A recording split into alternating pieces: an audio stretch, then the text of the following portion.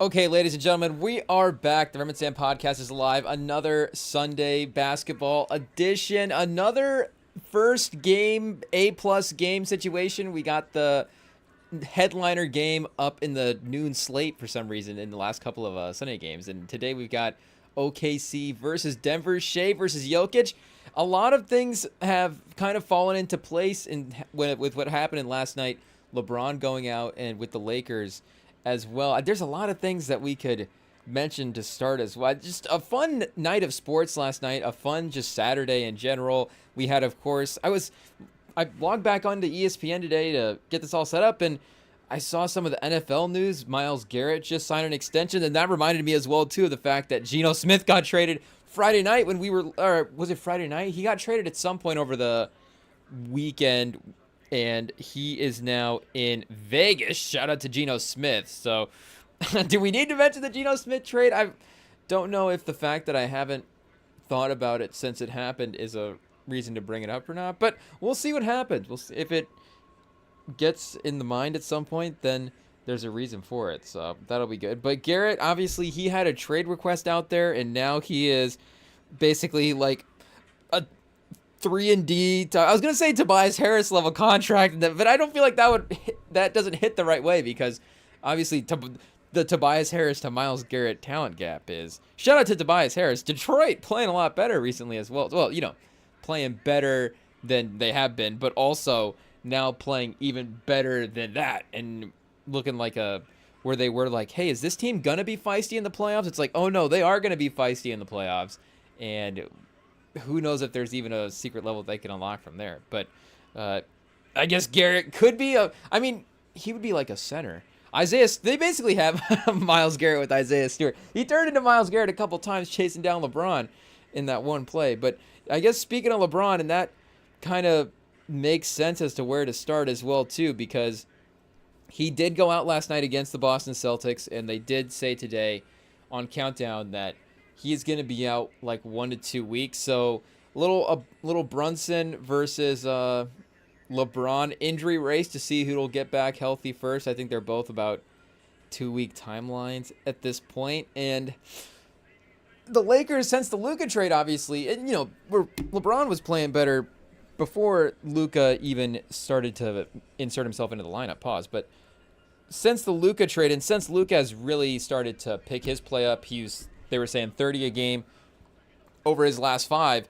They are now is Denver third right now? Yeah, Denver's third. So yeah, the Lakers are still second in the Western Conference and have fully emerged back into, like we've been saying, that contending tier. But now that LeBron is out, and Perk was saying, and it's fair to of course say with Luka, now we're gonna get to see Luka as like the main guy. But I mean, yes, of course, like that is true. But I mean, Luka is the main guy anyways. He's still the best player on the team, and I mean, we've seen Luka as the main guy before. Luka was the main guy on a team that made the finals in Dallas last year. So we know what the upside of a properly, structured team. Not that team was even a peak version of a team around Luka. Just, what a decent team around Luka Doncic. We know what the upside of that can be.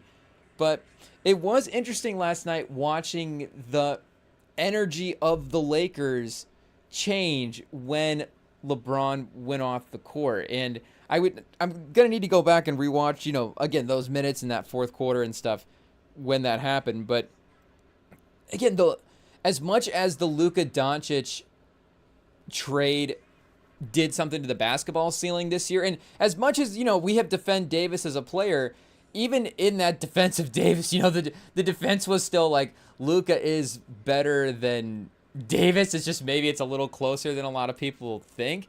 But it's like, yeah, Luka is still, if we're doing the draft, is still the guy that we're going to end up taking, even for this season, if we're trying to win a title. As much as I'm probably snagging Anthony Davis as that second best player. And to be honest, like a hypothetical Luka Doncic Anthony Davis comp, I mean, that's a younger, Luka like is getting those younger LeBron comps. So now you're just, and now Luka younger LeBron. But yeah, of course, you get that younger playmaker, same type of guy with Davis. I mean, we know that that's a title-winning combo as well, too, because him and LeBron won a title together. Davis and LeBron did. But energy of the Lakers started to change over the course of the season when LeBron started to change over the course of the season. And Davis wasn't even in the lineups at certain points in the moment as well, too. IT, do we have the Deportes stream on for this game as well? Or are they just advertising for the Deportes? Because I think we saw Legler in the lineup. So unless they're dubbing over Legler. But they have their own team as well, too. Shout out Fabrizio Alberto, Spurs legend. Do we need to look up a little Fabrizio Alberto real quick? Little Fabrizio Alberto corner. He's got to be at least 7 a game, right? 7 and 5 for our guy Fabrizio. He's in double digits probably. Is that a 5-year career? Fabrizio Raul Jesus Alberto? Oh, I mean, yeah, a long pro career, of course, but entered the NBA at 30. 3 points a game? Okay, yeah, 3 and 3 for rebounds and 14 minutes. So what, per 36? Fabrizio Alberto, 8 and 9, 8 points, 8.5 points, 9 rebounds a game.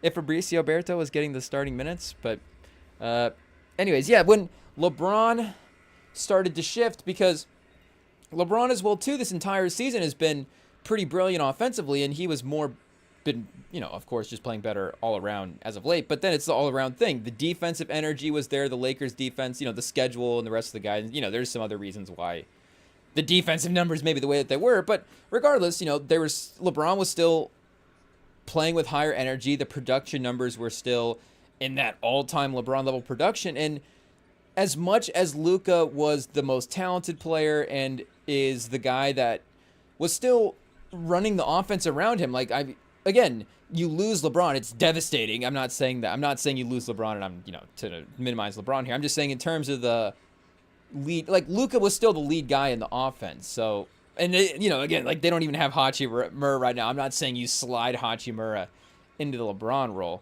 I'm just not. I guess you're not losing your primary creator anymore because Luka Doncic is your primary creator. You're losing a primary creator. It's LeBron. What am I even saying? But they're running the offense through Luka with LeBron, and LeBron has adjusted his game to play around Luka Doncic, and even with him being that number 2 guy, the team is still mirroring his energy and his demeanor, and I think still, of course, follows his leadership. And that is going to be the most important thing for Doncic in this moment. Is not going to be necessary, because the basketball stuff, again, we know what Luka Doncic is capable of on the basketball court. And the Mavs didn't trade him because of the on-the-court stuff. And they honestly, they didn't maybe even...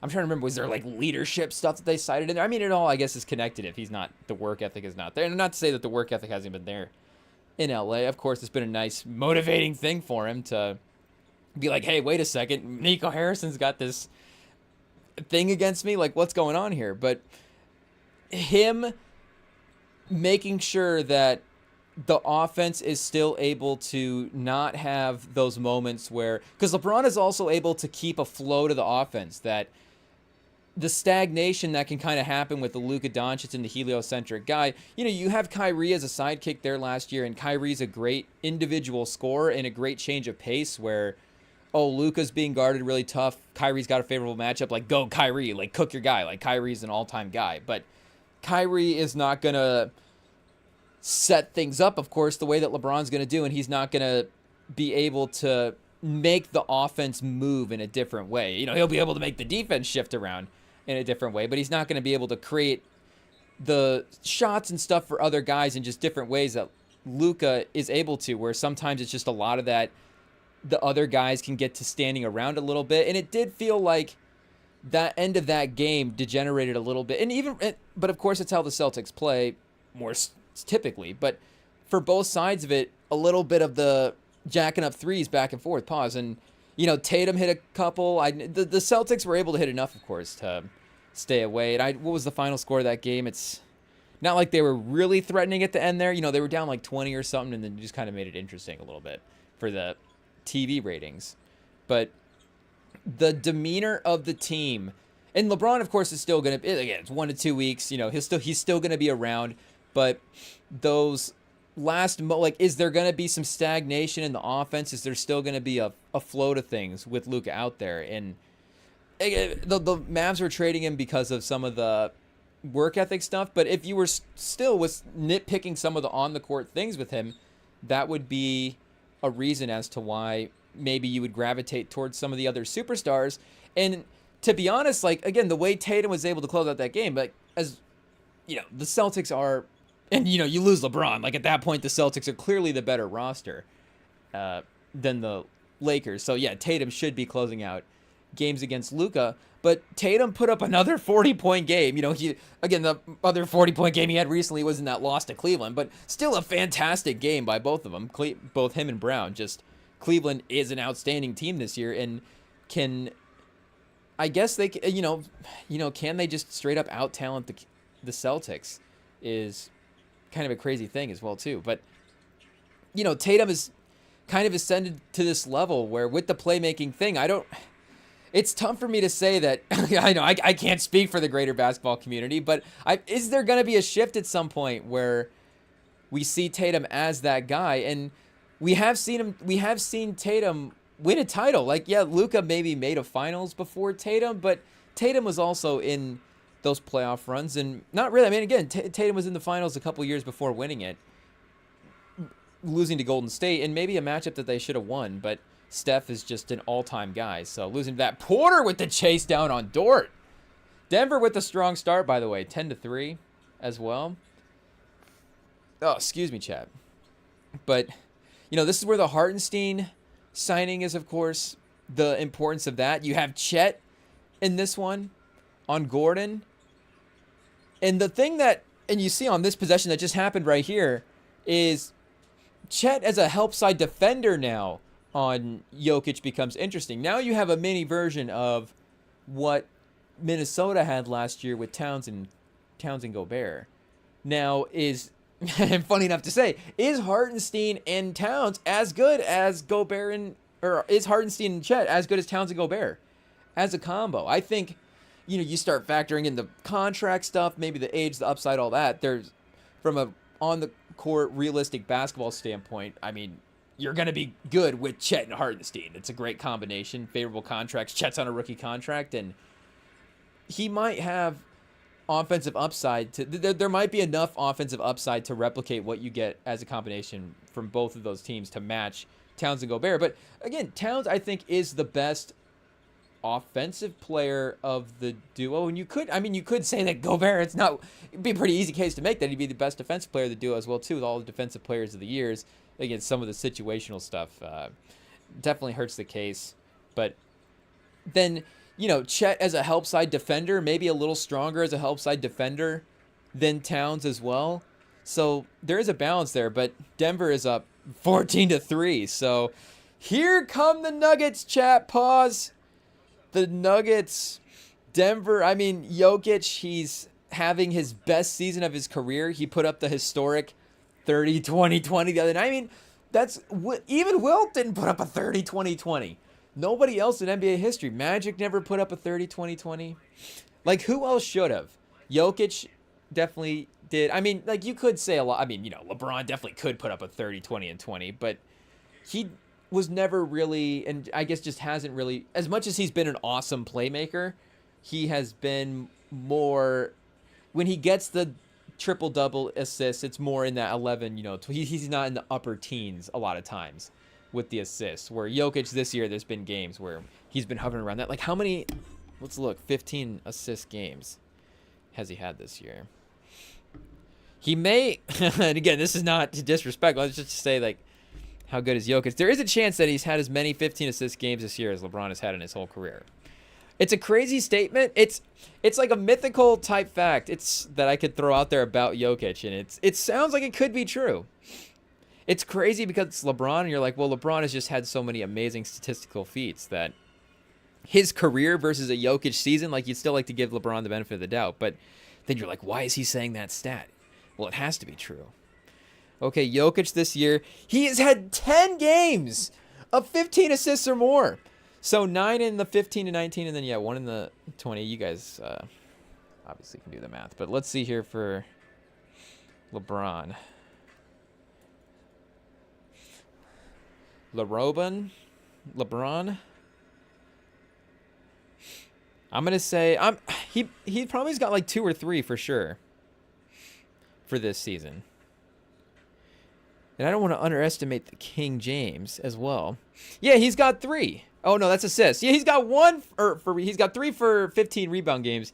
He's got 1 game with 15 or more assists. And you know, you could start making teammate cases, usage case. Again, it's not to say that LeBron couldn't get 15 assists in a game. We know he's capable as a playmaker. I'm just saying, you look at the stats, it's not like he typically is in that range, whereas Jokic is. I think maybe Magic could have gotten up in there a little bit more. Like, you could say, okay, Stockton could have had a 26. Could Stockton have had a 20 assist game more likely than LeBron? Of course, but Stockton's not going to probably put up the 30. Well, maybe the 30 points as well, too. But is Stockton going to get you the 20 rebounds in the game? That's where it's going to be, you know, a little bit of a reach. Oscar would be another one. Oscar could definitely, I think, be in that range of the 30, 20, and 20. Let's see how often he might have been in, like, the 15 assists. So the triple-double season would have been that second season. In that rookie season, he was at 9.7 assists. He had a 9.5 assists in here. He had a 9.9 rebounds and then a 9 rebounds. I mean, Oscar, what are we doing? Early Oscar? Come on. This is nuts, people. Let's see. Mr. Triple-Double. Ozzy. Oscar the Grouch. I think they put that one in after he started talking about some of the newer players. Oh, they're not going to give us the number, unfortunately. Straight up. We're going to have to look ourselves. Okay, so he was in double. His rookie year, he had 11 games of 15 assists or more. So, yeah, Oscar for sure. Or, no, sorry, we looked at rebounds a game. 11 games of 15 rebounds or more. 6 games of 15 assists or more for Oscar Robinson. So, Will, Magic, Oscar, Russ, you got to give Russ he could just have a crazy random statistical game. I guess Harden as well, too. Harden getting 20 rebounds in a game seems a little rich, but I think if Harden was going for 20 rebounds, he could definitely get it. That would be the thing, is could Harden actually realize in time for the game to get the 30, 20, 20? Be like, oh, I actually need to lock in here and get some of these rebounds. But he definitely has the capability. Definitely has the ability to be boxing out anyways. Oscar Palmer Robertson. His middle name's Palmer. Oscar Palmer is a golfer. It's a good thing they throw Robertson on there for them. Let's cancel us now, chat. But just looking at the name on paper. James Harden. Let's see here. 5 games of 15 assists or more. I guess for this season might not be like peak Harden assisting. No games of 15 or more rebounds for Harden this year. Yeah, he's not getting 15 or more rebounds. Even peak, like 2018 Harden, 3 games of 15 assists or more, 5 games of 50 or more, 4 triple-doubles this year. This would have been, I think, a couple years before the MVP season because, you know, he needed to wait his turn behind Steph, and Russ got his MVP before James Harden as well. He got his... Oh, was it? It was that 17-18 season. Okay. Yeah, because I guess by 19-20, he's, I think, started to plant the seeds of wanting to leave. So, yeah, that MVP Harden season, he was not going to get 15 rebounds. So, maybe we need to get Harden off this list for the potential 30-20-20. You know, I want to put Tim Duncan on the list because... And Tim Duncan getting 20 assists in a game is a little...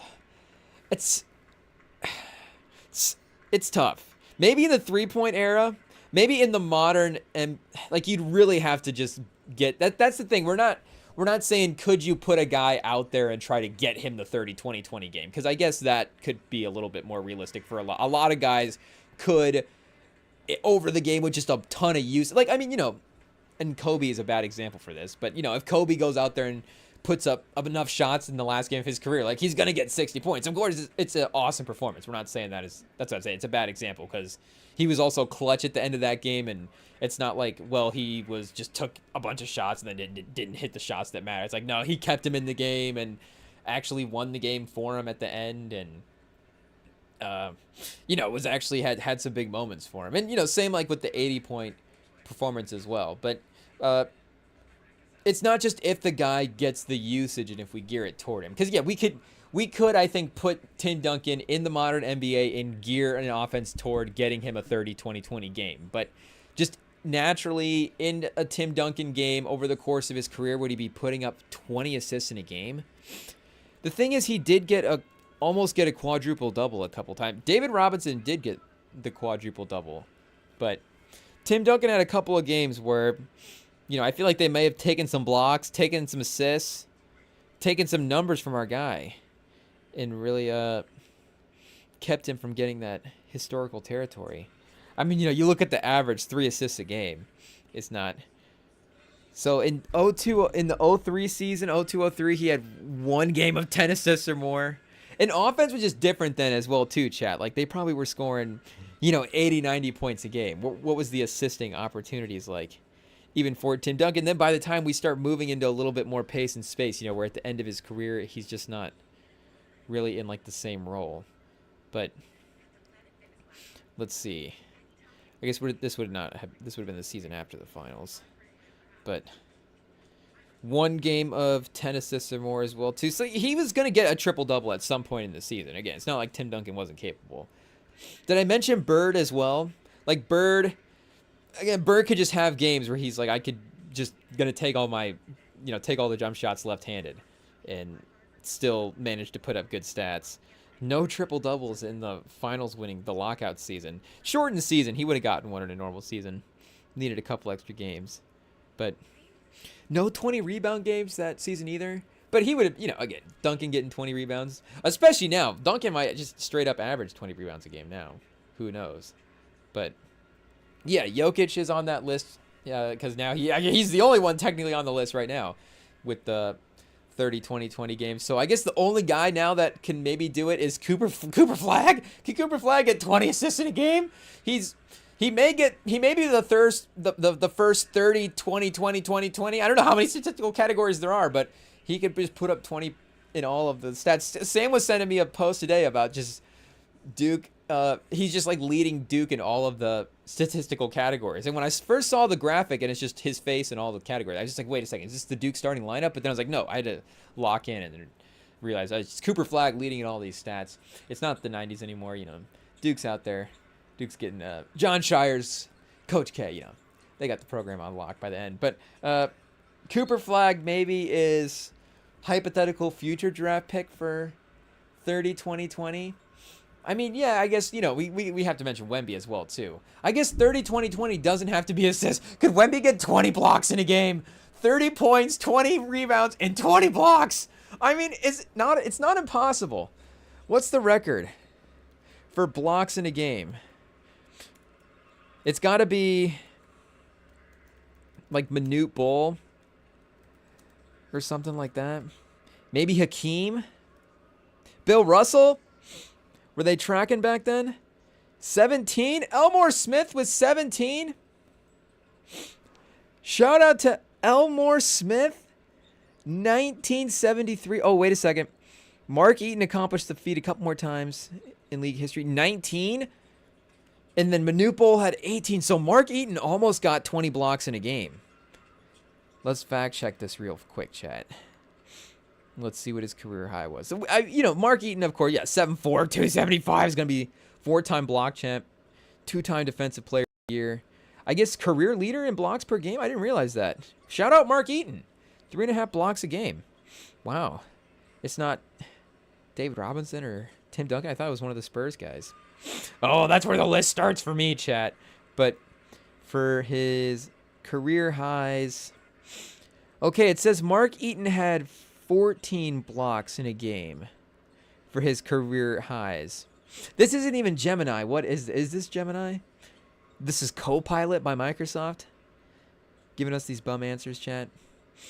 So Shaq with 15 is the record. Mark Eaton, 14 would be his career high. JaVale McGee with 12 in 2011. Hassan Whiteside. Daryl Dawkins, 2013. If you guys want to know more about Daryl Dawkins, just tune into the NBA all-time Aura Rankings version 1.0 that we unveiled Friday night. I guess, spoiler, Daryl Dawkins, he made the list, but where is he at? Is he higher or lower than Jason Tatum? You'll just have to tune into the episode to find out what's going on with Daryl Dawkins on the NBA Aura ranking. I think JaVale McGee was also on the list as well, too, Jets. It's just a crazy list. There's a lot of guys from this ranking that are on this on the NBA or list. Wemby's already making the all-time a couple times as well too, with 10 blocks. Couple performance in here. Stoudemire with a 10. Josh Smith with a 10 block performance. The Josh Smith shot blocking capabilities were underrated, Chad. He was good for his forward position. Could definitely play some good defense, but maybe some of the the 3-point. Then again, he's a guy that had a big moment in a playoffs. It's always, if you got the clutch thing on your resume, it's always going to make up for a lot of the shortcomings. Obviously, some of the offensive stuff with Josh Smith was maybe not peak throughout the entire career, but you need him in a big moment. You need to just take over for Harden in a playoff series, throw in Josh Smith, and he's got you, Chad. It is what it is. But I guess the record for blocks in a game is 15. I would have believed it with 19. It would have been realistic that somebody would have gotten that close to 20, but not quite crossed over yet. So could Wemby be the first ever 20 block game, Chad? That would be... Woo! Hopefully the Spurs would win that one, because a lot of these Jokic performances as well too also result in the W's, which is the important thing at the end of the day. But spinning off Hartenstein, chat down in the post.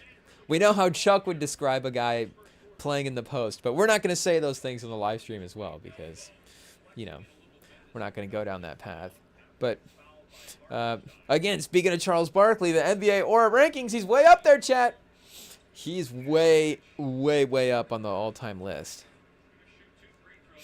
But the Jokic takeover is in full effect. And this might not even be just for the Western Conference. This might be for the MVP as well. And I have been thinking a lot recently about how we give out the MVP, because I've been thinking about it in contrast as well too to some of these award shows. Because, with the run that we had, the Oscars just happened recently, but we had the Grammys earlier in the year as well too. And as much as the conversation around those events is that maybe the ratings aren't there, and that maybe the importance in the culture that they once had is not quite the same, there still is a conversation around it. Like, I still showed up to work both days after the Oscars and the Grammys, and there's still people talking about it. Like, people still kind of know what happened and the big performances of the year. And again, maybe not everybody's like, oh yeah, let's have a conversation about what happened in the substance and the plot lines of substance. But it's like, yeah, we know Demi Moore's Demi Moore. We all love Demi Moore. We know she's up for an award, but also there's this new star, Mikey Madsen. We're just starting to hear about her, and what's the Sonora film? It's getting all these wins. And if you follow the Rim and Sam pod early last year, you guys know that we were locked in on, the Doechii album for a minute there. But, the Doechii Grammy win, everybody starts talking about Doechii, and people know. And now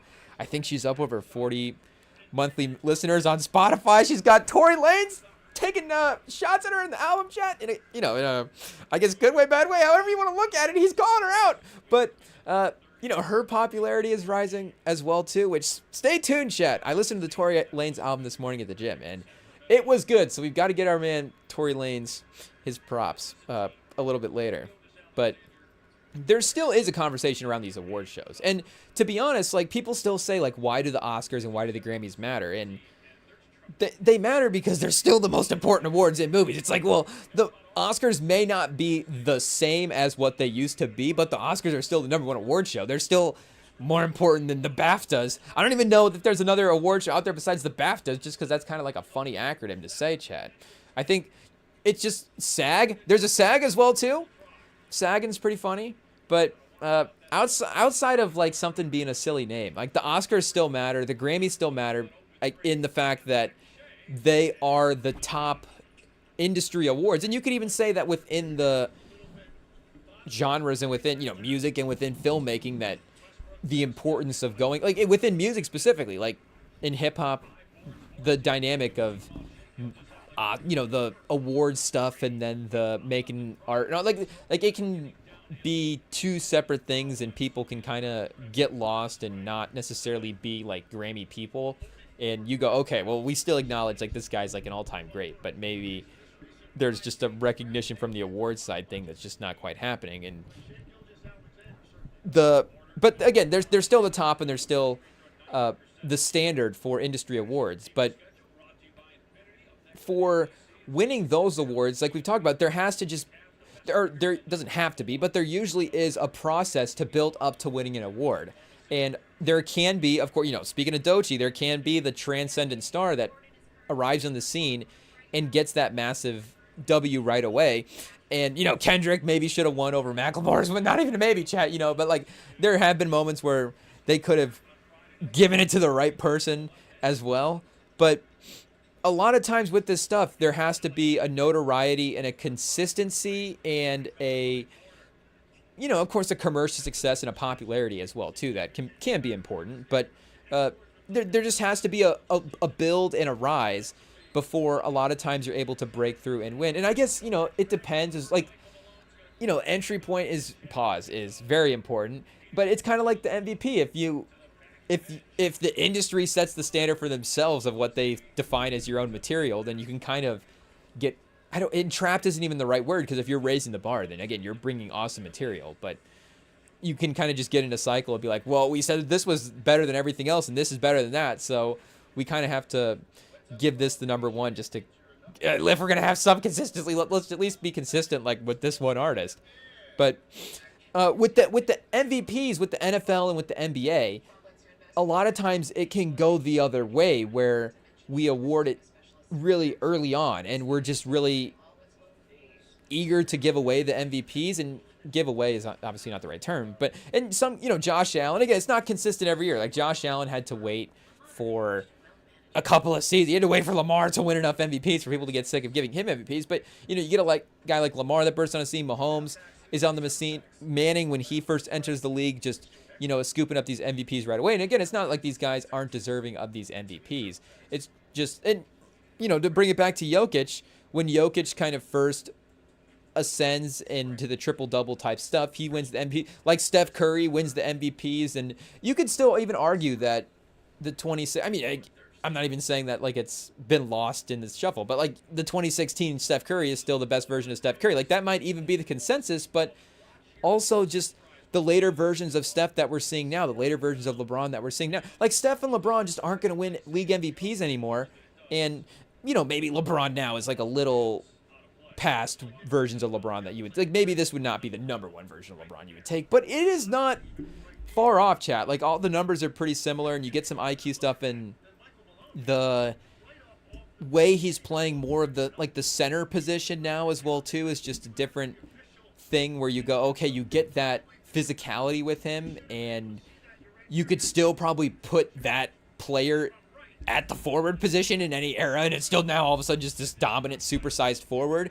And yeah, maybe it's not 2013 LeBron athleticism, but you're still getting an A+ athlete with LeBron at this stage. So, it's still close. And like, for me, the version of Steph that I'm taking kind of I'm honestly without hesitation taking the Steph Curry that won the finals versus the Boston Celtics. And again, there's a win versus the finals there versus that 2016 they lose to Golden State, whatever. But again, if we're building like an all-time team also, I'm probably, if I get 2016 Steph, I'm probably also surrounding with other great players where in this hypothetical finals, I'm not relying on him in the same way. Not that he obviously wouldn't be important.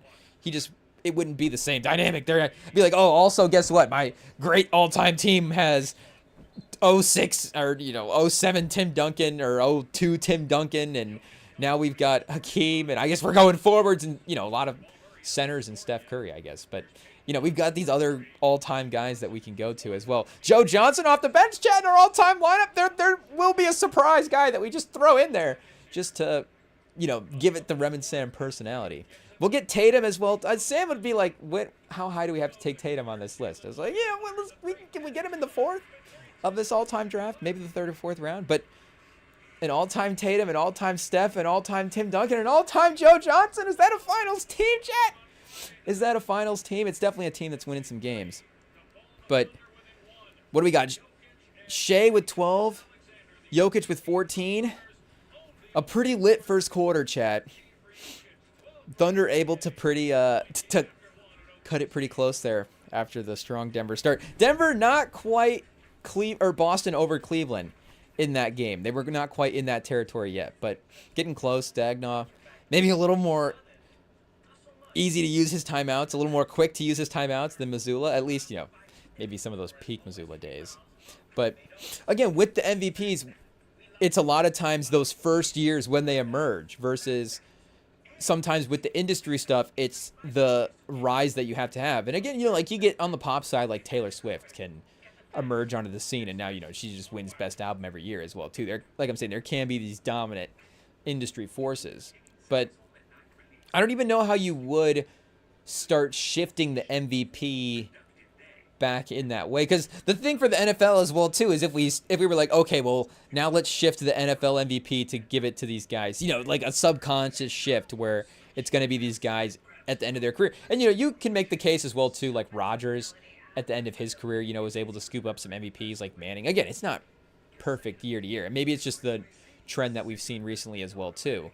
But we also now have Lamar and Mahomes, and maybe the guys that will be the quarterbacks that won the MVPs early on in their careers entering the peak of their powers. It's like, well, they're just, and not that again, they wouldn't be deserving of those MVPs, but you look at with where Lamar and Mahomes and Allen are at now, that especially Allen has that MVP, and they're all three, kind of solidified with that award at the top of the league, the big three of this era, and they've all kind of moved into the prime of their careers as well too, and you can see the young talent behind them. You can see Jaden Daniels, you can see CJ Stroud, you can see the next generations of quarterback. Arch Manning is only a couple seasons away, chat. Like, you can see the future MVPs are out there. Arch Manning will be winning that MVP in like his 4th season, because it's just like, oh, well, the first season that Arch Manning throws 4,500 yards and 40 touchdowns, they win 12 games, give me the award. We've got to just make sure that Arch Manning's got an MVP award. It is what it is. But it's going to be those, it's that next crop of guys as well too. And not to say they wouldn't be deserving, but is there going to be a full shift to where we're ready to say that those guys are impacting games more so than still where Mahomes and where Lamar and where Josh Allen are at? And it's just like where we're seeing in the NBA right now, where, again, Shea is totally deserving of winning the MVP. The Thunder are a 52-win team right now. Shea is, from a scoring perspective right now, just the most consistent, him and Jokic, the most consistent 30 points a game. But the Jokic game is so diverse that we don't call him a 30-point-a-game scorer. But, Shea as a scorer-first guy is just the most consistent bucket getter in the league in that aspect. At least, for, Jokic is a big man, Shea's a perimeter guy. So I guess, perimeter guy, wing guy, Shea is just the best scorer in the league right now. So again, he's totally deserving of being recognized in a top-notch fashion. But is he really going to be more impactful in the playoffs than Jokic? And this is going to be a game, chat. Like I'm saying, that is going to be a setup for that. And could Jokic kind of sneak in another MVP? And again, it goes, okay, well, Jokic is an all-time. Now we're just witnessing like an all-time great player more so than, confusing and overthinking these narrative storylines. It's like, yeah, Jokic is just awesome, and Jokic is just going to win the MVP every year because he's just this deserving. But, like, Shea is the guy that had the recipe. Luka, the Mavs quite weren't the win team last year. If they had been maybe a little higher in the standings, some of the narrative stuff might have aligned for him to actually get that award. But, again, Shea meets all the qualifications. Shea is there. Shea is in the driver's seat right now. I would have to look, I guess, to see if he's, and there's no way he's as heavy of a favorite with, 11 wins over the Nuggets. Even if the Nuggets win this, it's like, okay, they're still in the regular season 10 wins behind where OKC is at. Like, the bigger picture has to mean something. The bigger picture, shout out. But, it has to mean something for that award. You can't just look at a couple of games and determine the MVP. Because make no mistake, that's what we did when we were giving Embiid the MVP that one year when we were trying to make the case for it. But we're still going to be more confident in Jokic as the top guy in the league, as a top guy, franchise guy for the team. And again, the MVP has never been the determining factor for that award. But it's just to how do we get that award to be as representative as possible? Because to be honest, I honestly tend to think of it and just be more okay with it in that manner, where even if you would look back and go, okay, let's add up the stats and this is like the 3rd or 4th best stat player in the league, if this guy is, and of course it's the LeBron thing as well too, where it's like, yeah, LeBron should have won the MVP like every season he's in the league, yada yada yada. But like, how do we get that to properly align? And there was a whole Allen Lamar debate this year for the MVP, and it's like, well, is that even going to matter when we get into the playoffs? Because again, Mahomes is staring these guys down in the AFC, and yeah, Mahomes didn't win the Super Bowl, but you know who else didn't win the Super Bowl? Josh Allen and Lamar Jackson, because they couldn't get past Pat Mahomes in the playoffs again, and Pat Mahomes was still able to be the AFC representative. And you know, Hurts, I guess, is going to be a name as well too that starts to emerge in these award conversations, but is actually Lamar the MVP? And I get it. Lamar is an MVP type guy with the level that he is able to, the amount that he's able to take on from a responsibility standpoint with the offense of the Ravens. But I just would like it more to be that than it does seem to be like, let's award the best statistical season. And if now let's award the best statistical season, Chad. Oh, I couldn't get that one out.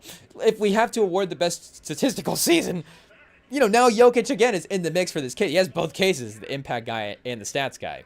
It's not to, you know, try to find one to get him in or out of it either way. It's just to say that for me, I prefer it to be that.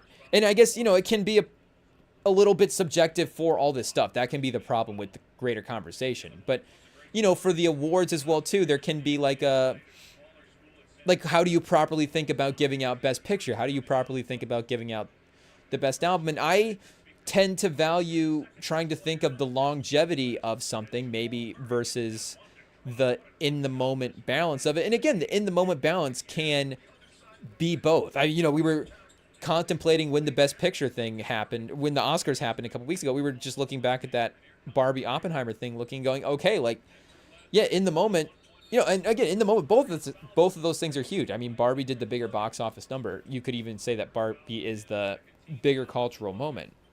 But is there also a longevity thing with that as well too? And that again, there was, I think, Past Lives in the mix as well too. Not that that was even the number 2 contender. Just it pitting those two movies against each other in that conversation. Of course, Oppenheimer, of those two movies, actually ended up winning Best Picture, and that goes in the Nolan case, having the rise and building up and being in the industry, and you know, taking him a second to get there.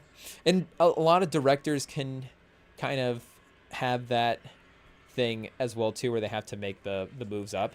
But you know, with some of that, with the album stuff, I think, you know, the replay value, like, are we going to be listening to this years out? And that, you know, that's obviously a really difficult thing to try to pin down in the moment of what is going to be the thing with legs and what is going to be the thing that lives on. I mean, you look at replay value from what was released in that Grammy cycle, and, you know, Don Toliver has an argument to be in the top 5 mix for what's going to be in people's rotations going forward. Like, that's just going to be a defining album of that.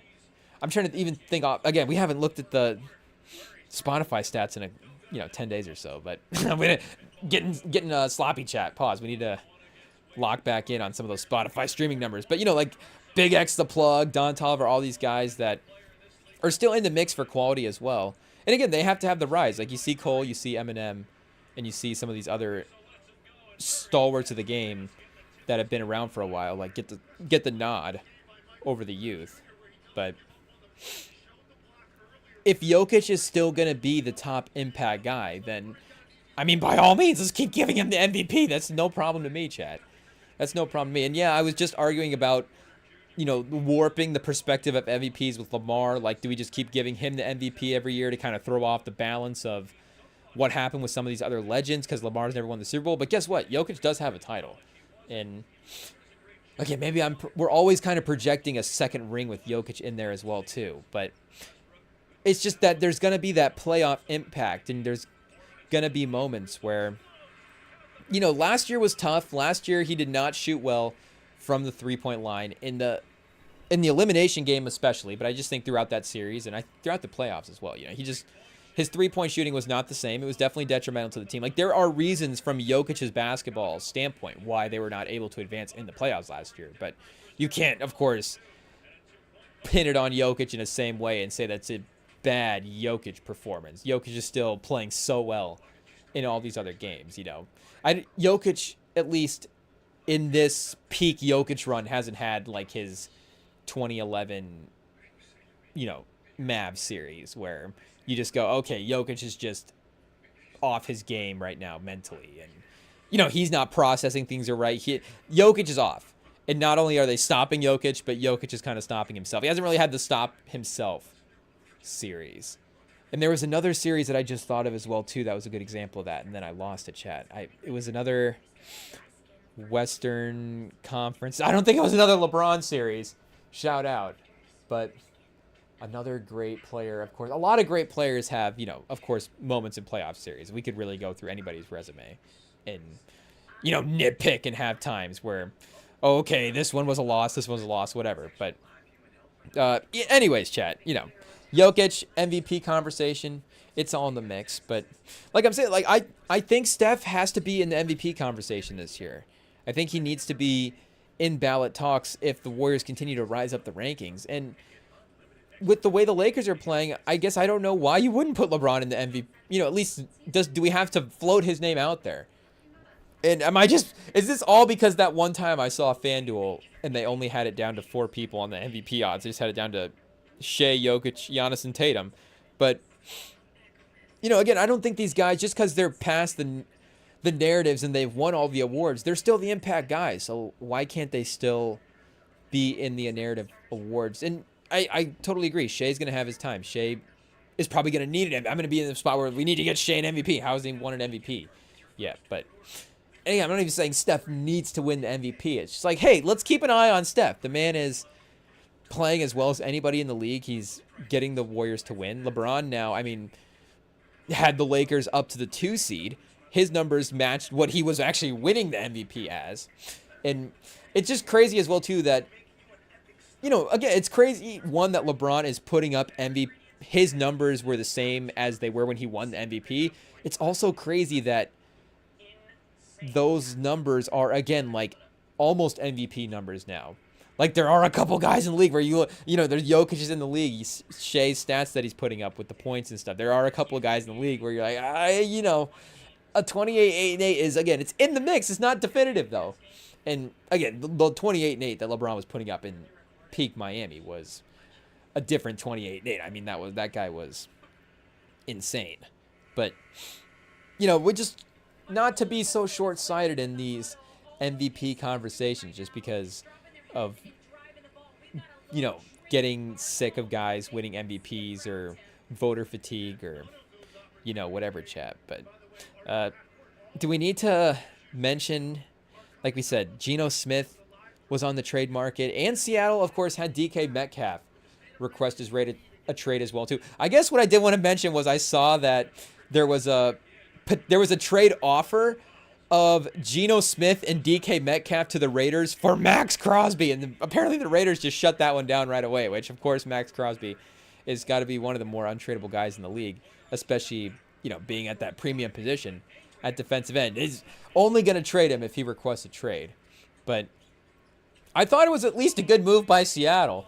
At least you got to see what kind of offer, how much you can get for DK and Geno. And that's a pretty nice trade package. It's a decent offer. I know, Seattle wasn't even a playoff team last year, but is that primarily because of DK and Geno?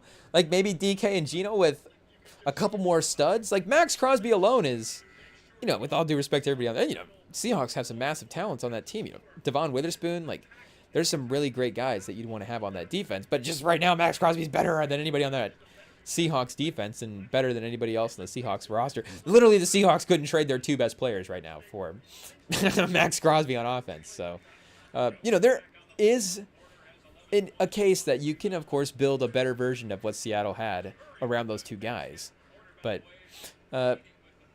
we just saw Deebo Samuel go for a 5th, and DK is a little bit younger, maybe a little bit healthier as well, too, than Deebo Samuel. But Devontae got a 1st and a 2nd, and Tyreek was in that 1st and a 2nd and 3rds mix as well, too. And I believe that is what the Raiders were seeking for DK Metcalf.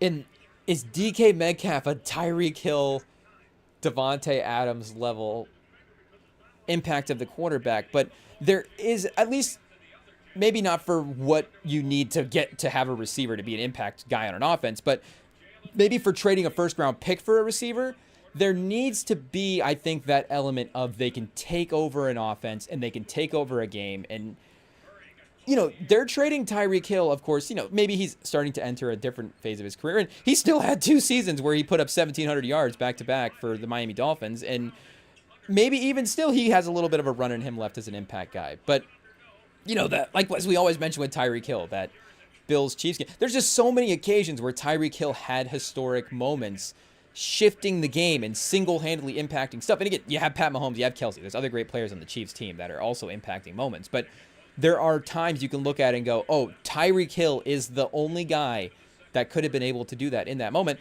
And Devontae Adams as well, too, has had guys in moments in the playoffs where he can be a number one guy, and him and Rodgers and the offense is relying on him. And Chet going to the rim, Chet. OKC up by 3, 40-43 with 5 minutes left in the second. Oh, Murray throwing it right out of bounds. Braun in the corner, Chet. Uh-oh. Uh-oh. And Jokic is on the court. Jokic is like, let me just let these guys have 2 or 3 possessions, and then I'll be back. I'll pick up the pieces, and we're down 3 now. Don't worry. I'll come down and hit a shot, and we'll be fine. But could DK Metcalf be that? I'm not saying that he couldn't. I think, you know, obviously the profile of, just the physical profile, I think you would think that he could be a receiver that could be that type of number 1 receiver. Oh! Jalen Williams, the center. Jalen Williams for 3. The spacing of the Thunder, chat. Christian Braun bringing the ball up. Jacking up a 3. Oh, it goes in. The confidence of Christian Braun, chat. He just says, I'll do it myself. He doesn't need anybody to pass. Calls his own number. Just dribbling. Christian Braun dribbling it straight up and taking a 3. Do we need to do a rank? We might need to do a ranking. Our next ranking, chat, the dribble up rankings. Who could actually get away with that? Oh, Shea just responds right in his eye. Because if you're Mike, like Christian Braun is a guy that if you're Mike Malone, you're probably not thrilled about it, but also, you know, Jalen Pickett's on the court right now as well too. Like you kind of trust Christian Braun. You kind of hope that he can also continue to grow as a player. So if he's going to test, it's okay if he tests himself a couple times throughout the game as well, too, I guess is what I'm saying. So, I mean, you don't want him fully doing that throughout the course of a game, but a couple of moments where he gets a little bit maybe too aggressive is fine. Hit another corner 3 as well, too. And Jalen Williams, I mean, we're seeing high-level basketball, people. I'm just going to start turning into... We need to have, like, a announcer cliche soundboard. And we just need to cut out all, like, the Chris Webber, Reggie Miller... Stan Van Gundy, we just need to record a couple TNT broadcasts and get some. Oh, we are watching a team grow up, chat. This feels like a playoff game. This feels like a finals game. We just need to get a soundboard with all the drops. Then we can make fun of the other people for saying it without actually have to, you know, saying it ourselves.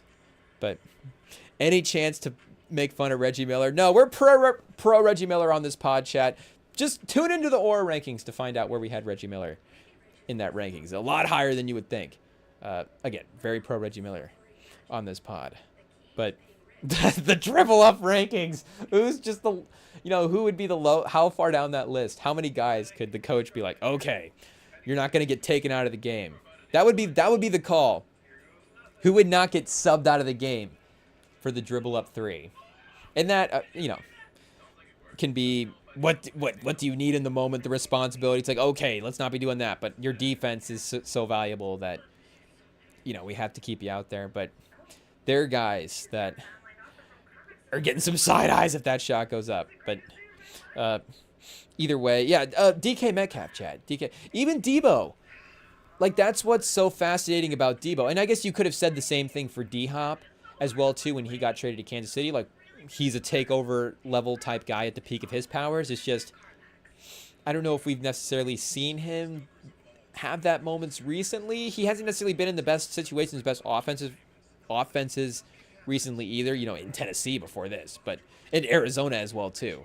But, you know, and he had moments in the regular season with Arizona where he was awesome. And, you know, unfortunately, maybe not healthy the whole time, but there would be like 8 weeks DeAndre Hopkins stretches where you're like, oh, if you have DeAndre Hopkins just stashed away in your fantasy bench and just now all of a sudden for the end of the season, you've got just random like top 8 receiver that showed back up. But of course, Arizona was not able to, you know, again, be like a consistent playoff team with him there.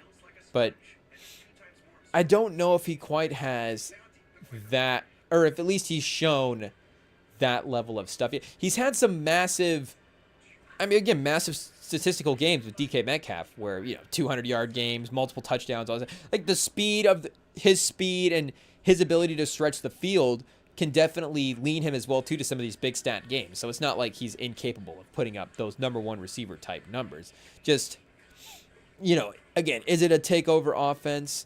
Moss could have a game where he could take over the offense and have like 4 receptions, 400 yards. But again, he's going to have like 4 touchdowns with those 4 receptions. The DK Metcalf, sometimes the 4 for 100 is not the same. Where in the playoffs, you don't necessarily need the guy to just, you get Tyreek Hill. Maybe that's what it is. Maybe DK Metcalf can be a little bit more Tyreek Hill. Because I'm trying to think, a guy like Cooper Kupp, who, but I'm saying, do we just start naming all these guys, Chad? A guy like Cooper Kupp, a guy like Wes Welker. Oh, geez, I'm just start turning into Bill Belichick here live on the chat. But, that type, Larry Fitzgerald, chat, the type of guy that could be that he's going to get 11 catches. He's not maybe, he can get a 30-yard reception, 40-yard reception, but it's going to be a lot of those 11, 8, 12-yard receptions. Maybe there's a couple screens mixed in there, and then Fitzgerald just got to create for himself. And then, of course, a couple down-the-field shots, mixed in there on top of that. But I just don't, again, I don't know if we've quite seen that from DK. So I don't know if he's quite worth, I don't know if they're going to be able to get a first-round pick for him. Maybe I could, a second is definitely worthy. He was a second-round pick in general. So he's played above his standard, which is why you would want a first-round pick for him. But, and, you're not just going to get one second-round pick. You're going to definitely, start at least at multiples. But they're, a first and a third. Is it just bump it down to a second and a third for DK? Like, it's pretty interesting. You got to, of course, pay him a pretty good price. And having just one receiver on that salary cap number, we know what that can, do for the construction of the rest of the team. But he's not a guy that I'm not saying can't be that. So I'm just having the conversation. IT, let's just pretend IT is like our assistant GMs and our scouts right now. Like, they're just, IT, would you guys be getting hired for our assistant GMs? I'm not sure if you guys would. You'd have to send in your resume. But, for this setting, you guys can at least pretend to play the role. Maybe Stadium DJ, we can hook you up, guys, with a couple. Don't worry, we're not going to forget about you. That's what we're just, you guys going to be running the team. I don't know about that. But just to have the conversation of, like, what would we trade for DK Metcalf? Especially it's going to be picks as well too, but they're also willing to hunt good players. Like, I don't think they necessarily need picks for DK. I think that would be more, again, just kind of setting a general value of what they would want for him. With trying to get Max Crosby, again, Max Crosby's like a franchise type player, so you're trying to get Max Crosby. If you at any point in building a franchise, you're trying to get Max Crosby. It doesn't matter at what stage you're in. But I don't think they're necessarily like, we have to gut this out and rebuild. If they get a massive haul, then yeah, of course, we'll proceed with whatever the best route is with our assets. We have the Russell Wilson thing, and then the Russell Wilson trade worked out where they didn't even have to tank as well too, because the Broncos were literally tanking for him. But if they had to tank, who knows how they would have played that. Maybe they just go, okay, 2 picks in the teens, we can trade up, we can get 2 guys, we'll just play it smart, however that version of the path is. But if it's a player-for-player move as well, too, I don't know if I'd be super surprised. It would just be, is there an individual player? Because the receiver value is complicated, where, you want to pay these guys their money, and they're definitely worth their money. But are they becoming a little running back-ish, where they're starting to kind of be priced out? Where that was always the thing with Saquon, was never, of course, that Saquon wouldn't impact an offense, and never that Saquon wouldn't be valuable to the Giants. Just, to put it in NBA terms, are we going to give Saquon a max contract and build our team around a running back on a max contract? Now, the other thing to look at some of these running backs max contracts is like, well, a running back's max is like $12, or $12 million or something like that. And some of those did start to get pricey. I think Zeke was up in 16, and 16 million a couple adjust for inflation now, that's probably definitely a $20 million plus dollar contract. And what is Saquon at now? You know, he passed McCaffrey as the highest paid running back in the league, so you know he's got to be at least up in the high teens. But you're still, again, comparing him to the value of some of these other just offensive weapons in general, and it's still a pretty good price for the level of play that you're getting. But a $40 million receiver, a $40 million a year receiver, a $50 million a year receiver. You know, how many guys in the NBA are like truly worth their max contract? And the max is adjusted as well now too. It's not that everybody can get paid the same high level number. There is a all NBA incentive. There is a playoff thing. There are things that can, of course, as you prove that you're a great player, you can actually make more money than the rest of the guys. But for the receiver thing, that's not necessarily the case.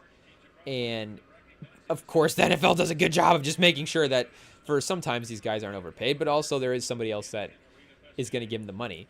But, you know, the Bengals are, of course, one, going to deal with it with T. Higgins this year, and they're franchising, tagging him again, but with Jamar Chase as well. And Jamar Chase is one of those guys that I think is, you know, worthy of just, you got to have Jamar Chase, and you got to pay him every penny that he's worth. Justin Jefferson, of course, like Tyreek Hill at the peak of his powers.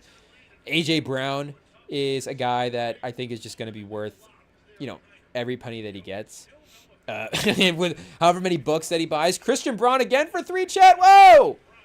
A Christian Braun second quarter. Keeping him in the game. Denver down by 3.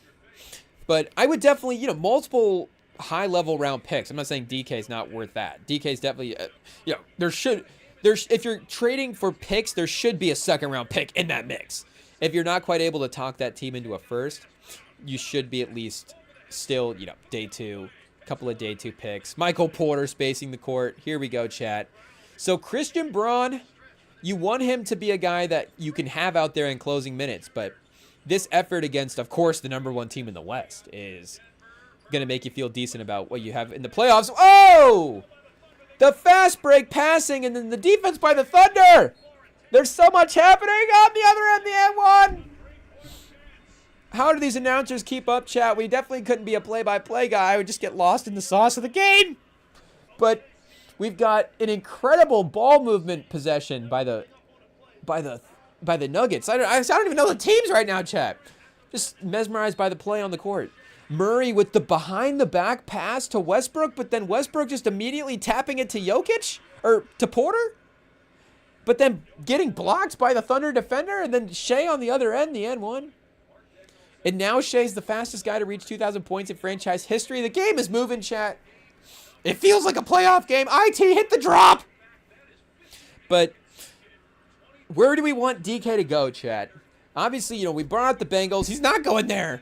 They have too many receivers, but they're not going to, even if they didn't, they're not going to pay to have a good one. You know, the Colts, we would definitely take DK Metcalf. And DK Metcalf, it's not like he wouldn't be an upgrade over some of the guys, but we do have a pretty solid young receiving core, and Pittman did get a nice little extension as well, but the rest of the guys are on rookie deals. Alex Pierce, rookie deal. Josh Downs. Adonai Mitchell, you know, Adonai Mitchell had a couple moments where if he had made a play or two, and Adonai Mitchell had a couple moments where he made a play or two, make no mistake, but he also had some plays where he left on the table, and I think with the way that Anthony Richardson plays, Mitchell is, I mean, Pittman's an important guy too as like a safety blanket, some of the tight end stuff as well. But when Richardson can get to running around a little bit, some of the deep ball stuff and some of the there was like some third downs where it was like, oh, is Richardson going to create a play here? And then Mitchell just kind of wasn't able to come up with the pass. But between him, Downs, Pierce, Pittman, I mean, it's a pretty formidable little receiving group we got going on.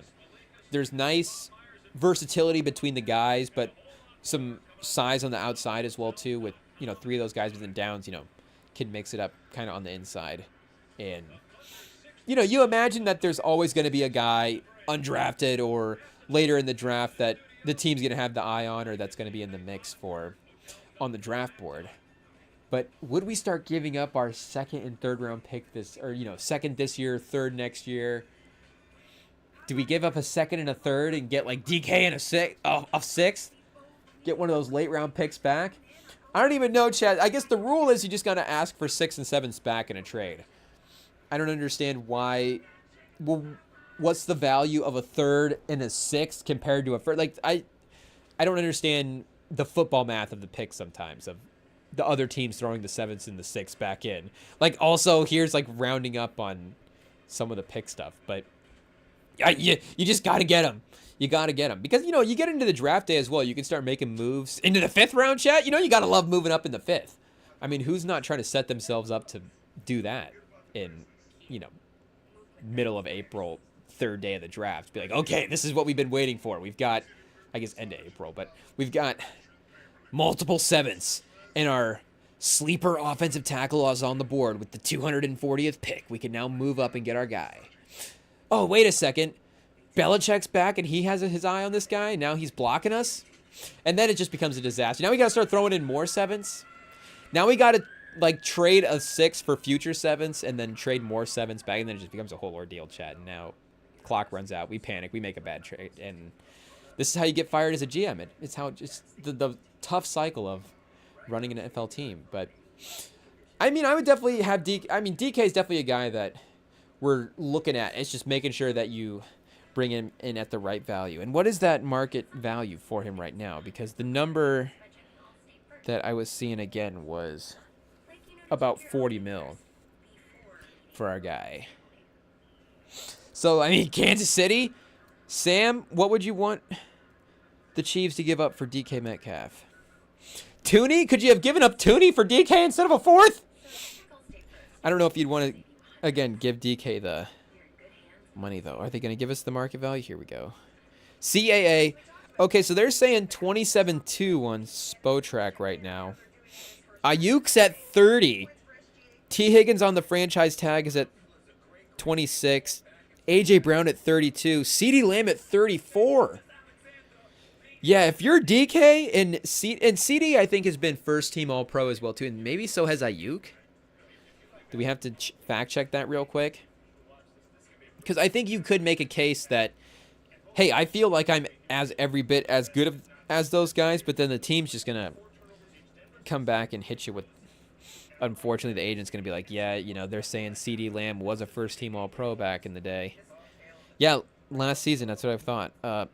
Led the NFL in receptions, 1,700 yards, 14 rushing attempts. How many receiving touchdowns did he have last year, chat? It's rushing touchdowns. Oh, here we go. 12 receiving touchdowns last year. First team All-Pro. Third in Offensive Player of the Year voting as well, too. And then Ayuk, I believe, as well, was first team. Let's see. Ooh, maybe not. Has Ayuk even been to the Pro Bowl? Oh, so there was a second team in there for Ayuk. Ayuk has never even been to the Pro Bowl, chat. So, yeah, this year, unfortunately, he got hurt. Wouldn't have been able to qualify. But a couple of 1,000-yard seasons and he can't get in. 1,300 yards, 7 touchdowns. Can't make the Pro Bowl. So, I guess if Ayuk is making $30 million a year, yeah, if you're DK, you can't really take, less than $30 million. 34. You've got 2 Pro Bowls for DK Metcalf. Is there a second team All-Pro? There was, his second season. 1,300 yards, 10 touchdowns. And he's a, 10, 12, 8. He's a good touchdown scorer, good red zone target as well, of course, with his size. So, A.J. Brown is a guy that I personally just would draft in a hypothetical draft over DK Metcalf. And he has 1 more Pro Bowl, but he hasn't made an All-Pro team either. He's got to be a couple of second teams. Yeah, 3 straight second team All-Pros for A.J. Brown. So I think he's a little bit of a tier up, and he's at 32. So do we just put DK right there at 31 mil on the extension if you're, being generous? Again, the market value is at 27, so I don't know what they're going to end up settling at. I don't know how much the agents or the teams are looking at Spotrac to determine what they should be paid. But I can see him getting 31 mil a year. That's absolutely seems like it would be in the range with some of these other guys. T. Higgins at 26 is, again, on the franchise tag. So if you're signing into like a long-term extension, probably going to be a couple more million than that. But let me think here, chat. where would be, just looking at it real quick, the ideal DK Metcalf landing spot? The ideal team, San Francisco. Just like, well, I guess we don't have a receiver without Debo. Maybe a little Ayuk for DK swap. I don't know if the Niners would, or the Seahawks. Maybe there's some other run blocking stuff, the protection stuff that Ayuk does that maybe the Seahawks are like, yeah, you know what? He is actually worth a couple extra $1 million on the market value for that. But New York, they're looking to spend money right now in free agency. They could use, obviously, a lot. They could use a quarterback first to throw to DK Metcalf. And he wants to go to a contender as well. I think that's part of him requesting a trade. I don't know if he's necessarily, you know, like an unhappy superstar. I mean, obviously he is, but is it in the bad, you know, the sabotage type role where now he's going to start, you know, is DK Metcalf going to show up overweight? If DK Metcalf shows up over, I don't even know if that's possible. His body fat percentage just might be like caps out at like 7%. He'll just eternally have a six-pack. But for whatever out of shape and slow is for DK Metcalf, you know, now it's like a 4.40, then that would be what would apply for, you know, the bad version of that. But if he's just like, hey, Seattle, we're looking to probably go in a different direction here. Again, maybe we've done kind of a mid-team. Maybe we want to take a step up. I guess the Ravens are a team that could always use an upgraded receiver. They've definitely managed to make the weapon situation better for Lamar, but they've never really had a true top #1 guy for him there. Mark Andrews definitely doesn't count. Likely, maybe has been the closest thing to it at his peak. Zay Flowers, you know, we got to give him his respect as well. But maybe that's a trade. Maybe that's the type of trade that, like a Zay Flowers for DK Metcalf. Zay Flowers on a rookie deal, definitely favorable for building out that rest of the roster if you're the Ravens. But maybe you just go, hey, let's just push our chips in more on the offensive talent around Lamar, and now we have Derrick Henry, Lamar, and DK. I mean, that Bleacher Report graphic would be pretty crazy. So that could be a fun one. I mean, the Steelers, you know, Pickens for DK, that could be interesting because Pickens has, I think, a smidge more upside than DK, but DK has definitely been, you know, more consistent, more out there, better career of Pickens through 2 years or 3 years or whatever. But it's like, what are the odds that Pickens gets to his ceiling versus what DK Metcalf provides now? That could be interesting. Ooh, you know what? I can't believe I didn't think about Denver. Denver could be interesting. Shout out to our neighbor, old Denver fan. He was saying that he wants the Broncos to get like a tight end, and I can't remember what else he was saying as well too. I know the guy he was saying was also from the Niners. You know, speaking of Deebo Samuel, he was making eyes, I guess, at George Kittle. Just, I guess our neighbor just at night, everybody on their phone is he's just, I guess, looking at George Kittle trades and just fantasizing about an all-pro tight end for the Broncos. But yeah, I think as a weapon anyways, if you're not able to get a tight end, you could go for a guy like DK, but the Broncos do have some nice receivers. That's what I'm saying. It could be maybe like a Cortland Sutton for DK Metcalf type of deal. Though Sutton is good, and I think he's probably got a sneaky contract as well. Let's see what Sutton's deal is right now. There's probably a few out there. Dwayne, Corey, Sutton Smith, shout out. Yeah, what do we got? $15 million a year right now for Sutton, but he's an expiring. Okay, so 1 year of Cortland Sutton, and he's 30 right now. Maybe you're not quite talking yourselves into that. Marvin Mims and some picks for DK. Maybe there's a conversation there. But for the NFC chat, I don't know. We said the Giants. The Commanders did make their move for Debo. So I guess, you know, are they going to just continue to give up moves? They didn't give up a second and a third for Debo, so they still got more picks to give if they want to try to just continue to invest in the offense. But I think they're probably going to need to, you know, bring in some defensive guys as well, too, to continue to round out the team as a contender. Minnesota, chat. If Minnesota wants to get really aggressive, I know there's like Rodgers to the Vikings rumors right now. If they don't work something out with Sam Darnold, and if they want to bring in another option besides McCarthy. But could there be like an Addison for DK Metcalf type of deal? Addison's a good one. I think he's a guy that we both love on a rookie contract. But I mean, DK's second team All-Pro back in the day. I think he's still, again, been in that range as a talent when he's out there. There's been some injury stuff for him as well. And Addison has had some inconsistency. I think he's maybe had some other stuff going on as well. But that could speed up the timeline, get you another stud in there. And, I mean, just think of the visual of DK Metcalf and Justin Jefferson as your two outside receivers.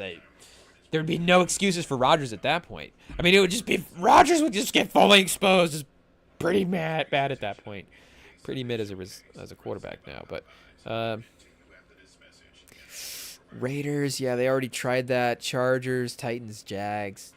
Houston's got receivers, but I think the Tank Dell receiver, and not that it has to be a receiver for receiver trade, but and not that you couldn't, I guess, overly stack a receiver room. It's not like the NBA where sometimes you're like, okay, can we have too many guys in a rotation? If we're gonna be bringing in a forward, that we're gonna be needing to probably send a forward back out, and the other team's probably gonna need some person to replace that person in their lineup in some type of way. But Tank Dell's got a pretty strong connection with CJ Stroud. Nico Collins, I think, is a guy that we're gonna want to keep around. So DK Metcalf would need to be an addition, but DK Metcalf to Houston, that could be pretty fun. That would definitely give them extra juice. And then they added Mixon at running back last year, so they feel like they've got that position kind of set. And they don't, unless they're going to draft and get younger at that spot, I don't think they need to start going out and making big free agent moves and big free agent signings in that space. But I guess we'll even see if he gets traded. I don't know from the reports and stuff. I haven't looked into it too much to see like how again what the dynamic is between him and the team, and if this is like, is DK Metcalf not going to be on the team next year? With the contract, would it be him more just holding out for signing a long-term deal, versus is he just unhappy in Seattle and not going to play for the team and never going to be in the Seahawks again? If Seahawks, we just saw the Garrett thing go through, so maybe they're just trying to copy the NBA now, just like, well, I guess this is the time where we request a trade, and then sit and wait for the agents to work it out with the GMs for whatever the contract extension is going to be. But yeah, it's halftime now, so, and I guess it's been halftime. Second half is almost about to start with the Thunder up 1. So let's take a quick break, and then we'll be back. Second half, we've got Peterson album reactions by Tory Lanez. Oh, Sam, are we in the chat? Sam, I'm not even paying attention. Let's see if we can get Sam on the call, chat. Let's take a break. We got stuff to do. Pause. Hey, yo. Take a timeout. We'll be right back.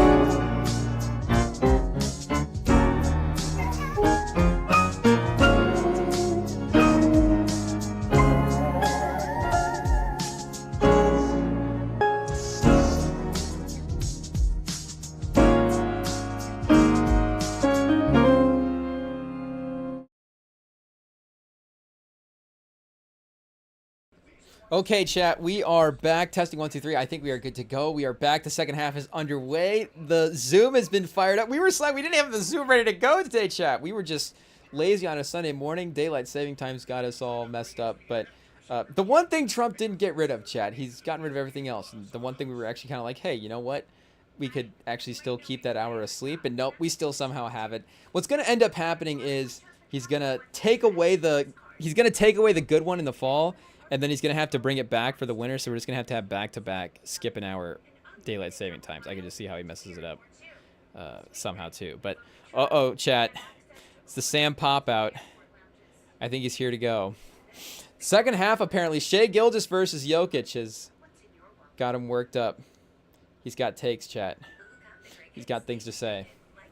Or it was the DK Metcalf. Maybe it was Thuney getting traded to the Bears for a 4th-round pick as well, too. The former All-Pro. How many seasons ago did this guy make an All-Pro team? I feel like that just happened. Whoa! Are we going to get a live from the Uber, Sam? Can you hear me? Testing 1, 2, 3. Can you hear me? Help him out. What are you doing? Can we get some sound going here for our guy Sam? Am I coming through? Gonna have you barely make it as assistant GM, but I think you're gonna lose your job in the research department as well. See. I don't. Hello. It's okay, chat. This is the time. Wait, do you have the game on in the car? Radio game. Wait, when was the last time you guys listened to a game on the radio, chat? Have you guys ever listened to a game on the radio in your lives? A full basketball game on the radio. There's definitely been some college games and some college football. I feel like college football maybe for sure. But I don't know, you get to drive. The thing is, obviously with car trips now too, with the phones and stuff, it's like it's just so much easier to watch stuff in a car versus back in the day when you have to, like, the ability to watch, even with as phone technology and internet technology where you could download stuff and DVDs, like you could have entertainment in the car, the ability to get live sports in a car or on a trip or in a road trip. Like, you still had to only do that via radio. So there were definitely times, chat. I remember, road trips, driving around just at nights, cars, Sunday night football, driving home, game on in the radio, NBA Finals games, trying to rush home and like, oh, well, let's fire the game up. College football games on a Saturday on the radio that you couldn't get on TV. For some reason, it's like this game's on the radio over here, but not on TV over here. But I guess am I coming through? Are we the radio for you guys right now? Oh Lord, can you hear us at all? Coming through? Yeah, I can hear you. He can hear us. Is it me? Yeah, I can hear. Again? I think his sound is up on this end. Oh God. Let's see here. Are you like connected to Bluetooth in your car right now or something? No. Are you on pods? Let's see. Wait. Let's see. Is it a Bluetooth situation that's throwing you off? Wait, You need to get can you hear me? What's that new internet that just announced that just passed Starlink? We need to get that over to Sam. Maybe, I don't know. In his car right now. IT, can pack in and point the satellite at Sam so we can get Not again. Good internet, some good sound connection over here. Why is it no working? Did you guys like barely hear this, like a squeak of his voice? I thought I heard something. Oh, did you hear it? Oh, hello. There's a faint sound of Sam. Can you hear me? Hello. Are you coming through? Are you on Bluetooth right now? It sounds like you're connected to car Bluetooth. I can barely hear you. Yeah, I'm in the car. I'm in the car. I don't know if you can hear me. I'll try to crank up the volume on the live I gotta stream. yell. Can you guys hear I gotta yell, I guess. Yeah, Sam's just gonna be shouting in the car. Oh gosh, it's just like when you're on the phone. People are gonna think you're listening to Kendrick Lamar. They used to be thinking you were listening to Drake back in the day, but now everybody listens to Kendrick, so it's just gonna be the default. That's crazy. Here, let me see if I connect it to my phone. Let me switch real quick. Wait, can you still hear me? Hello? Oh, there you go. I think you're better. You're getting better. Oh, okay. I think we'll just do it like this. It's fine. We'll do it like this. No, I was heated today. I had to get on the pod. Had to come check in. How What's you doing? going on? This is. I was saying Oh wait, can you hear me? Can you hear me? Hello? It's very quiet. It's very faint. Oh gosh. Are you still on the Bluetooth? No, I'm not on any Bluetooth. I No? don't know why it's so Okay, quiet. I guess we can just officially rule that one out now, chat. Yeah, no, I'm on here. Let It me takes try. 7 times to confirm. Wait, can you hear me now? Is it better? I'm messing with all the buttons. I'm hitting all the buttons. Is there anybody in the chat that knows how to work Zoom better than us? Is there anybody Honestly from Zoom though. in the chat potentially? Honestly though, get Oh, get some Zoom people in here. your levels just spiked up. We're getting Oh, something. okay. All right. I'll stay close. We'll do the really close to my face shot. It could be. Okay, I think you might be good to go. Okay, are we good? We'll give it a We back try. up? We'll see what's up.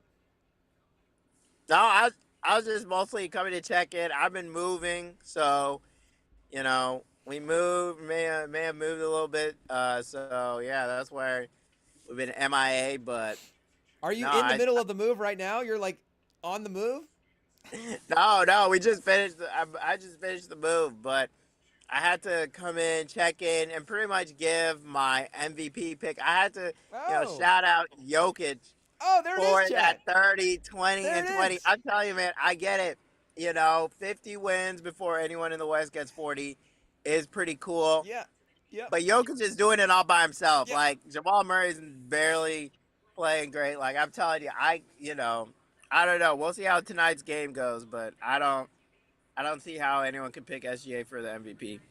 We were just talking about that earlier, and I was saying that this game might be a bit of a shift, and it is that Jokic is also playing, you could argue better right now as well too, but it is also probably that playoff impact element of it where, you still just feel more confident in Jokic as a top dog, right, over Shea. Where Yeah. there honestly was a moment there, I think, in the regular season where not that you would take Shea over Jokic, but it was like for this season, at least Shea is playing on that level, and Shea is still playing great, but Jokic is just like back to ascending kind of on that level at himself. And I mean, the 30-20-20 game is a perfect example. Literally the first in NBA history. Not even, like Wilt Chamberlain and any of those other greats were able to do that. That's crazy. No, people were saying, is it like the triple double double or something like that? The triple double double? Ooh, that's It's not an in and crazy. out item. And I think it might be. I I think think it might Sam's be. on his way to get a triple double double right now. Who knows? Animal Who style. knows? Might pull up right now, but I thought that was insane with those cool special edition jerseys. It was Yeah. real special moment. He was looking clean in there, but yeah, I don't know the Cavs. I've always liked DeAndre Hunter, but I didn't think he would be like kind of the last piece for a title team. But I don't know. This Yeah. Cavs team is looking really good with him, and I don't know that the series against the Celtics. I'm worried for my boy Tatum.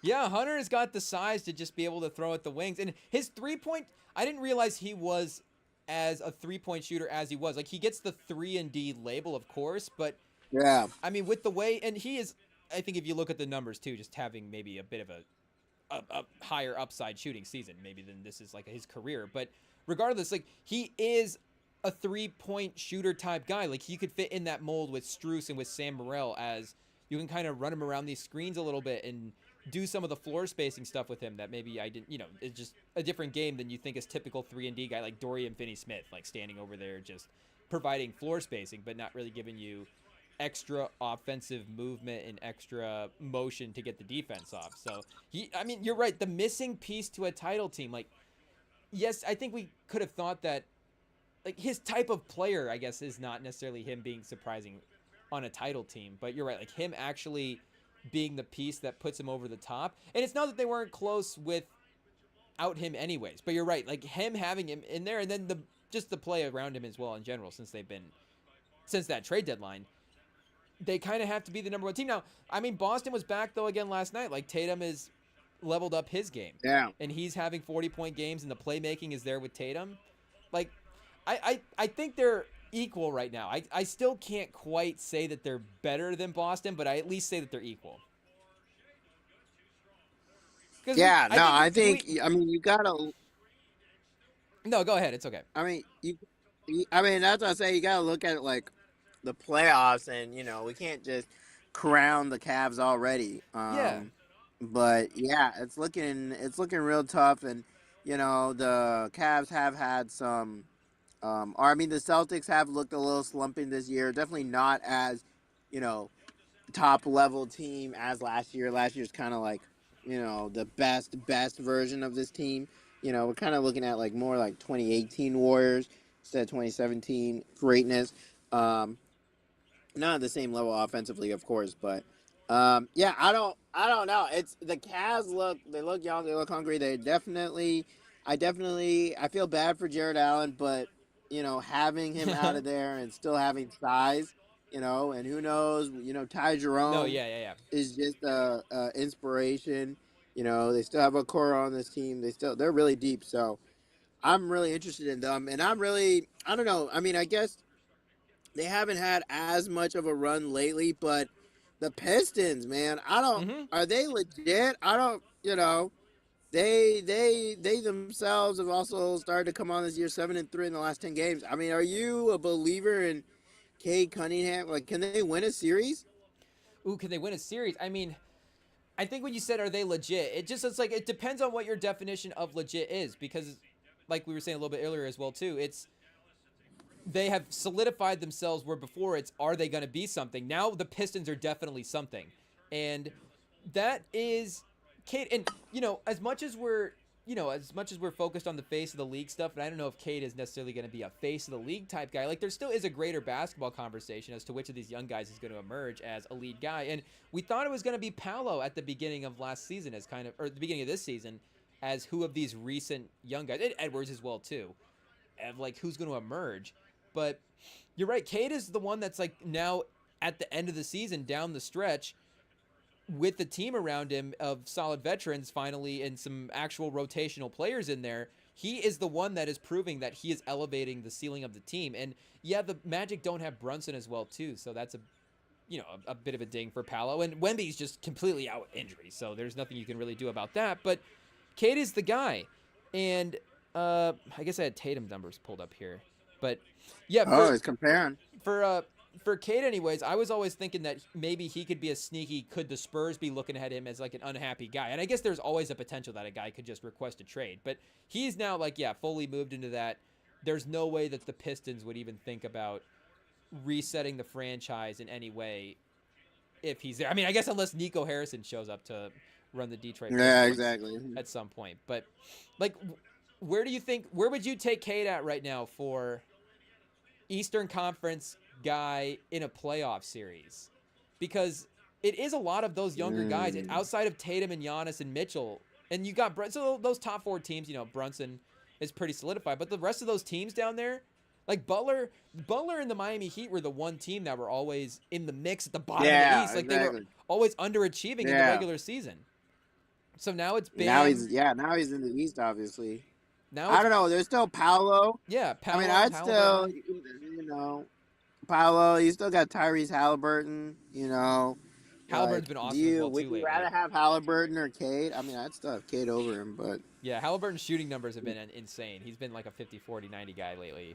And yeah, the Pacers have definitely been playing well, but I don't know, just Cade. Oh, they've had a couple losses. They haven't. I mean, they just lost last night. Yeah, I guess, but been a little up and down. True. But you're right. Cade has been playing awesome, and that's and we got to give Bickerstaff his credit. Like maybe he's not able to take these teams into that next phase. Where like where you bring in the Steve Kerr from Mark Jackson level up, but. Yeah. Or, for the Kenny Atkinson from JB Bickerstaff level up. But Bickerstaff has proven that he did it with the Cavs. He got that team to be a nice, solid team, and he's gotten this Pistons team to be a nice, solid team. No, yeah. Bickerstaff is legit. And I guess the real reason I was fired up, I was having a conversation today with someone at my church, and every once in a while I just get my blood pressure up, and this guy was talking about. We were talking about Cooper Flagg. Oh. And he was claiming his take, which I got to get on the pod to get this on tape for him to say, was that Peyton Pritchard is going to have a better NBA career than Cooper Flagg. Who? He thinks like Peyton Pritchard. He has a Gordon Hayward, Kirilenko, Kirilenko? I was like, get that out of here. I was like, that's so disrespectful. I don't know. I was out. So But I was guess this is coming to you. What do you think? Project right now. Like, what do you have for Cooper Flag after the end of the regular season? well, haven't you? It does feel like the conversation around Flag has shifted a little bit, not in a bad way, but it was at one point that generational label of is he gonna be like Wemby? Is he gonna be the franchise guy? Now it almost Yeah. seems like, is he getting a Chet comparison? Where is he a guy that you can bring in? It's like maybe he could be a franchise guy, but we know that we're gonna get like a solid. We're gonna get one of those solid. Again, like, is Klay Thompson a franchise guy? Like, what's the proper label for him? But we're gonna get like a solid All NBA guy who could be the second best guy on a title team potentially. Like, it does feel like that narrative around Cooper Flag has shifted. And again, like, you look at the other guys in the class, the fact that we can have that certainty around Cooper Flag at this point in him as a prospect would lead him to be a safer pick than some of these. It's like with Wemby. If Wemby doesn't end up being the prodigy face of the league, you're still going to get the best defensive player in the league and this awesome offensive weapon, and a guy who can still, again, be probably the second best or third best guy at worst. What scenario is Wemby the third best guy on a title team? He can still probably be the second best guy on a title team. Like, do you think Cooper Flag, you put him into any franchise and he just elevates that? Because that was the conversation with Wemby. And yes, he gets to go to San Antonio and it's a good landing spot for him. But Yeah. it was going to be wherever he goes, he is expected to be that transcendent player. Like, do you see that with Cooper Flag? Because there's some, like, run it back stuff with him as well, too, that's been joked about. I'm like, get that running back stuff out of here. Yeah, Get no. him to the league. I mean, I think, yes, he's going to make any team that he goes to better. You look at his size, you look at his handling, you look at, like, just his defensive presence. And, I've been watching him throughout the year, and the competitive nature is real. You've been It watching him is more than me, really yeah. real. When there are moments, yeah, I mean, when there are moments that are close, when he can kind of sense the game is slipping away, he takes the ball, he really owns possession of the ball and takes it on his wing. And his team is really talented, mind you. It's not saying it's all him, but it is really good to see him kind of like play in his system, still play really well, like kind of like Paolo, but he does have better ball handling, better like bring up the ball up the court, you know, type play. So I just think that it's to have him as low as Peyton Pritchard, or That's why the say Kirilenko that he thing is won't tough. compete or whatever. Because as a ball handler, Yeah, you feel I'm like, there's no he could create a little more than there's Kirilenko, no probably. way. There's no way. And it's one of those things where it's like, this guy's a lab rat. He loves to Mm-hmm. compete. Like, he's not in it for the money. He's not in it, of course he loves the money, obviously. Like, I don't take the money. But he's a competitor. He really wants to win, and have that combined with all the talent. Like, I very much see the it factor with him, and I don't know. It's I don't know. It's definitely top. And I think one great comparison to this would be like Trevor Lawrence. And when you look at Trevor Lawrence, Ooh. another, I guess, white guy, you see like all the talent and the wins and accolades, but did he really have that like grind?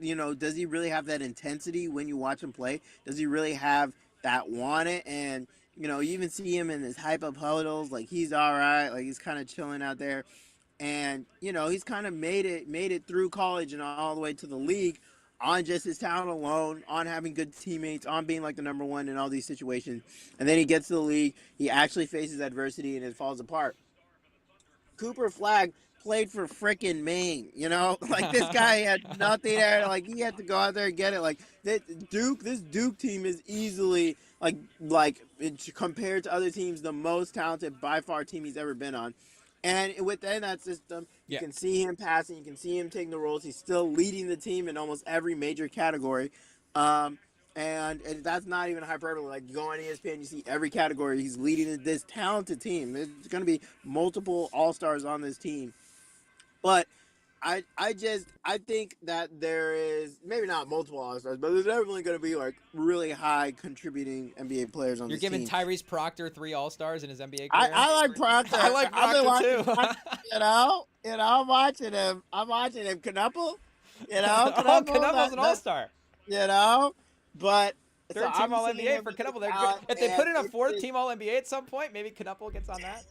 I'm just saying, Cooper has that intensity, and you just see it. You see it in his parents too. Like they're like yelling on his head, like his mom's screaming in the stands. I'm telling you, you have that all day. That want to, and there's no way you're not going to be successful in the league. And I'm telling you right now, I'll tell it on the pod. I told my friend who was saying he won't be better than Peyton Pritchard. Cooper Flag will be a Hall of Famer. Book Lock it. it in. Cooper Flag, he will be a Hall of Famer.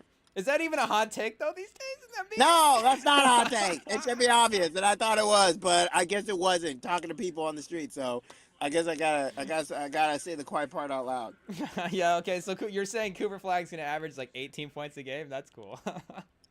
What's the Jeez, baseline to get in the Hall of Fame? I know, might as well. I don't know, but No, Lawrence yeah, is an interesting comp. When you said Lawrence, I was thinking like it almost feels like he's at Justin Herbert level right now, where Justin Herbert is like easily. If you're telling me that any quarterback you take, if you're telling me that Cam Ward this year is Justin Herbert, then it's like absolutely we're taking that guy number one.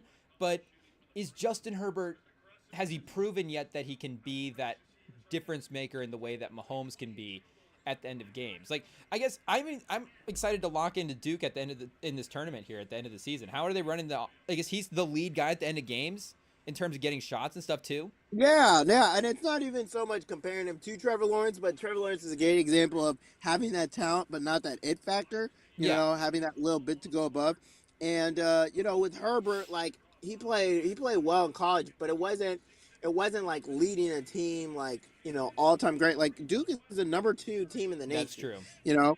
and there's a lot of talented players on this team. They may have had a little bit of a cupcake schedule, but I'm telling you, this team, like, they're down on the road against UNC. They're like down by 10, down by a couple to run. The crowd's getting crazy. And they just squeeze the life out of that arena. Just being clinical, going down the play after play. Cooper, he's at the top of the key, running the offense, getting the pass to the right guys. And then he puts the exclamation point on the end by himself. So it was a game where he has like 3 fouls, things are falling apart, and he found a way to get through in a rivalry game. Like those moments really matter.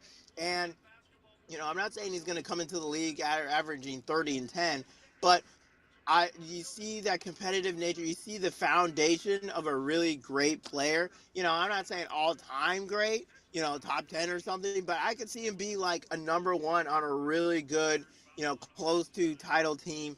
If I had to do a comparison, I don't know like where I'd put it. I don't know if I think culturally he could change the game. Um, but actually on the court, maybe it's like I don't even know, more like an Anthony Edwards like type of athleticism. Like he's super athletic, but like Anthony Edwards, like you're like, okay, this guy's not like we're not talking about like a top 10 all-time guy, but a young star, and you're excited to see where he'll end up in the league. So, were you watching what time was that game on last night? Were you watching that game instead of the Lakers Celtics game? No, no, I wasn't watching either game. Oh. But I did see the highlights this morning. Oh, I didn't know if you were prioritizing Cooper Flag over the NBA already, but I mean, No, no, I'm not. No, I haven't watched many live, but I was watching like the highlights, some of the condensed game, on YouTube and all that.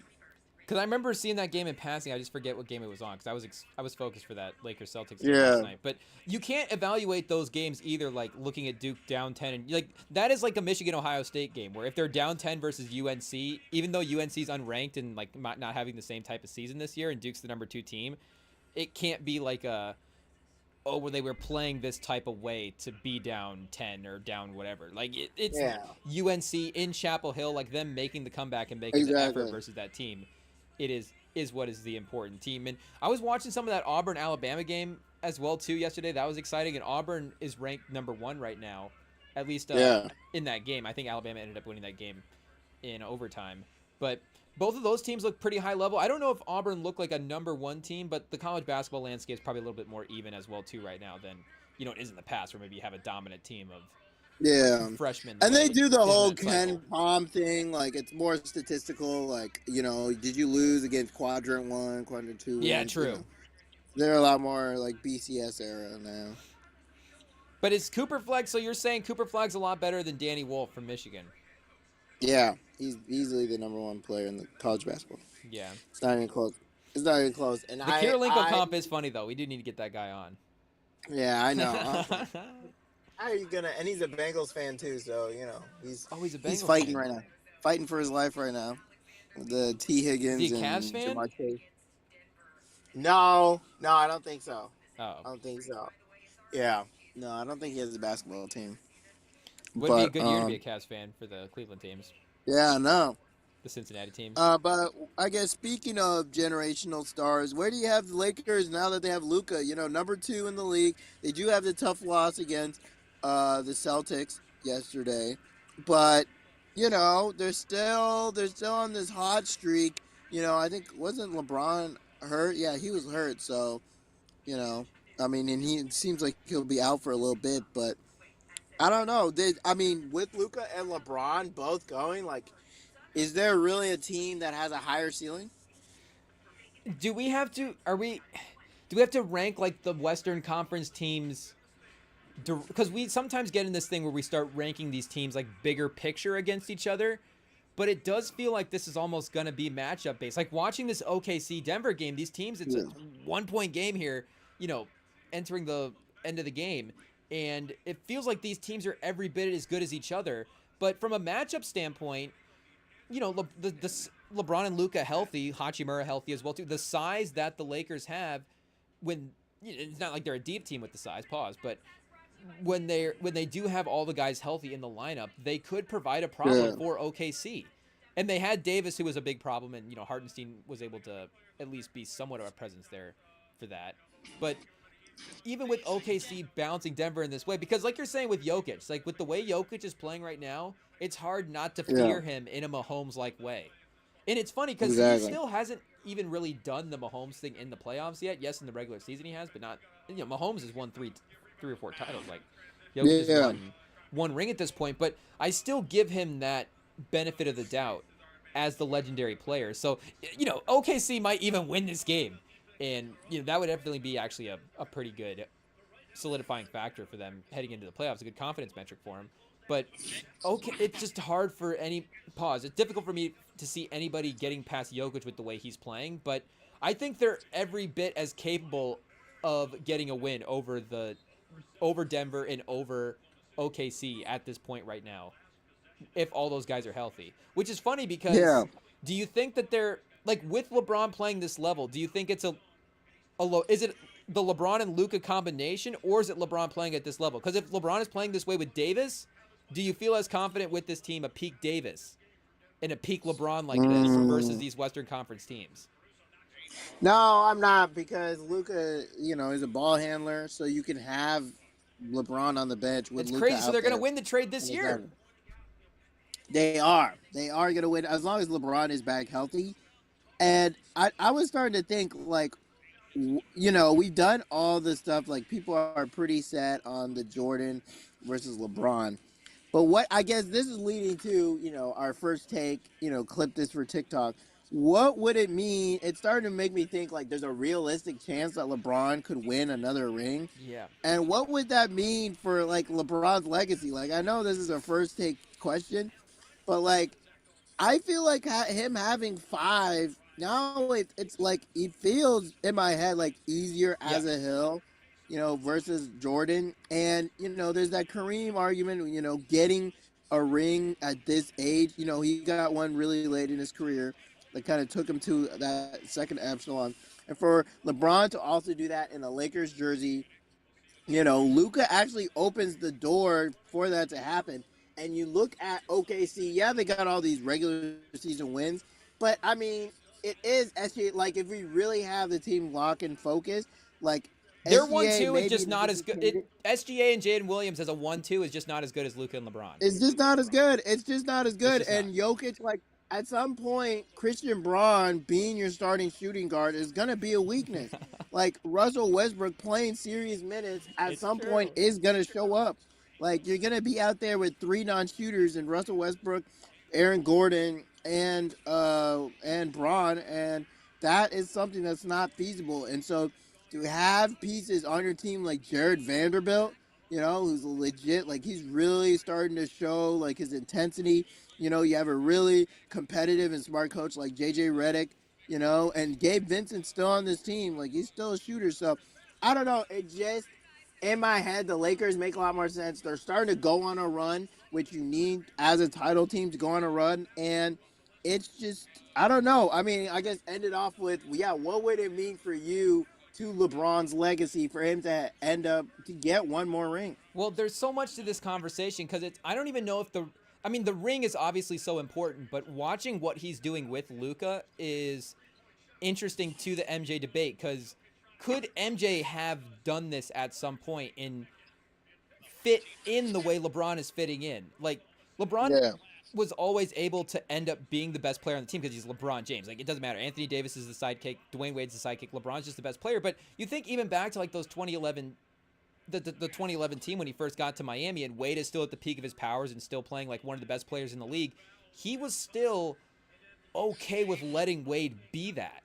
And Wade, I know Wade, Russillo always makes the jokes about Wade having to give the reins over to LeBron and let LeBron take over the team. But there is a nugget of truth into that where LeBron is okay with letting the great players be great around him. And not that MJ couldn't have done that. And, it goes to the roster that he played with. With all due respect to Scottie Pippen, he's a different type of number two as well compared to a guy like Wade and Davis who. And Pippen had moments where we thought that he could be a number one. It just we never got to see it for the length of time that we did for some of the LeBron sidekicks. But watching him fit in next to another superstar and say, I can let the superstar of Luka Doncic do his thing and still be an all-time great player next to him and still have the moments of taking over the team is just a different dynamic and a different thing where it's not necessarily an accolade that you could put on his career as of like a, in an MJ argument, but it is like an on the court thing of if you have to build a team around either of those guys. LeBron is kind of proving that is it going to be easier to build a team around him than MJ? And again, MJ is a scorer. Like you just have the best bucket getter of all time in your lineup. That just makes it easier for everybody else as well too. Like, we can't speak necessarily for having watched MJ played, but his exposing his versatility in that way because Magic always gets the legacy for, and I guess it not always. It can be debated versus who's the better player all time versus him and Kareem, but it can be debated. And Magic had moments where playing with Kareem is at the all-time status right now. It's Kareem's team, but as Magic grows and becomes the player, also Magic can be the guy. And LeBron has always had that tinge of Magic in his game, but it's really, really exaggerated at this point. And again, like he needs Luka to be the number one in a way that he never did in his career before. But the fact that he can put up these numbers as a number two, like if he wins the title as a number two, there's always that conversation of like what happens when a guy gets a ring later in his career. Does it mean as much if he is as important to the team? Like if his role is reduced? But the way LeBron is playing right now, like the ring would mean just as much as it did in his career because his impact to the roster is still the exact same, even if he doesn't have to necessarily run the offense in the same way. And I think that this honestly is, I guess it's not better for his legacy than if he was the number one guy on a title team, but that differentiating factor is, I think, a different, feather in his cap to the argument.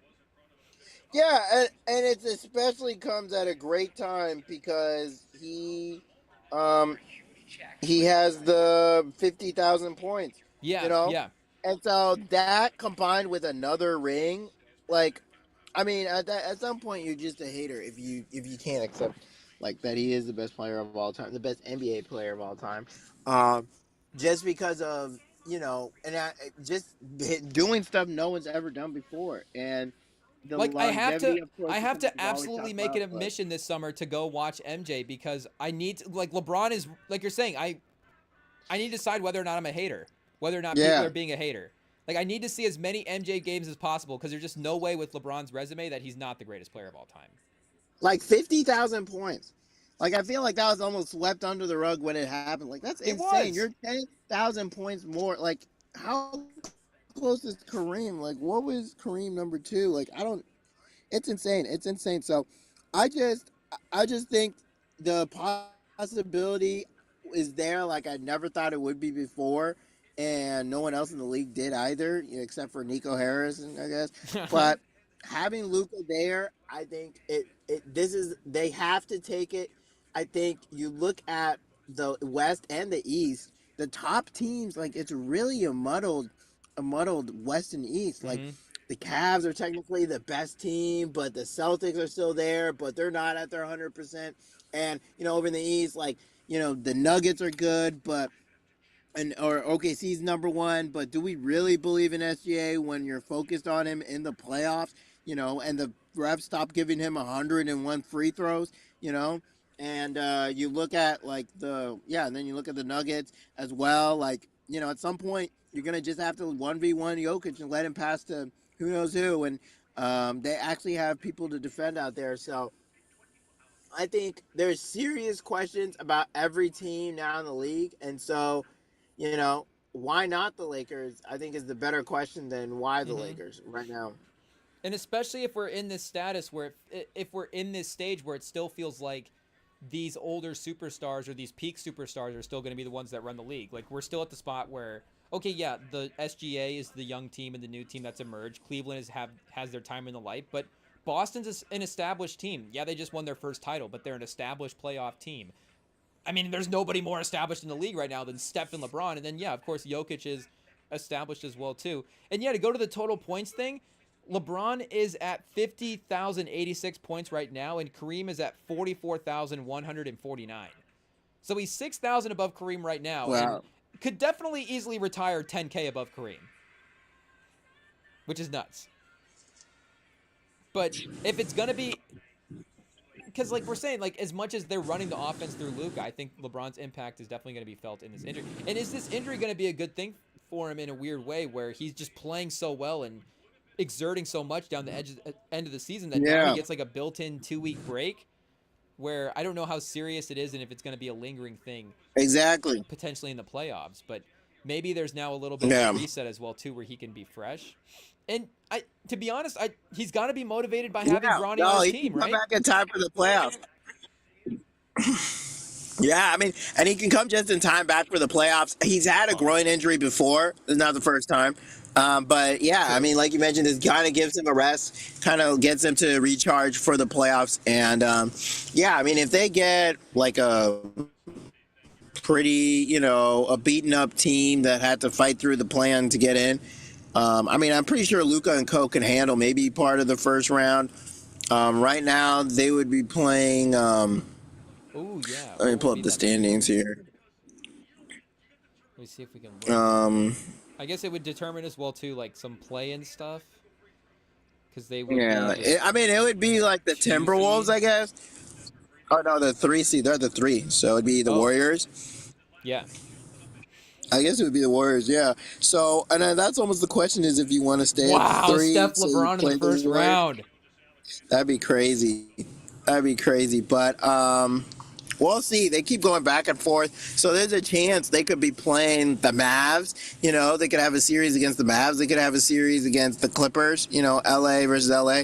Like there is a lot of change in terms of who they play, but I'm pretty confident Luca and Co can hold their own in the first round.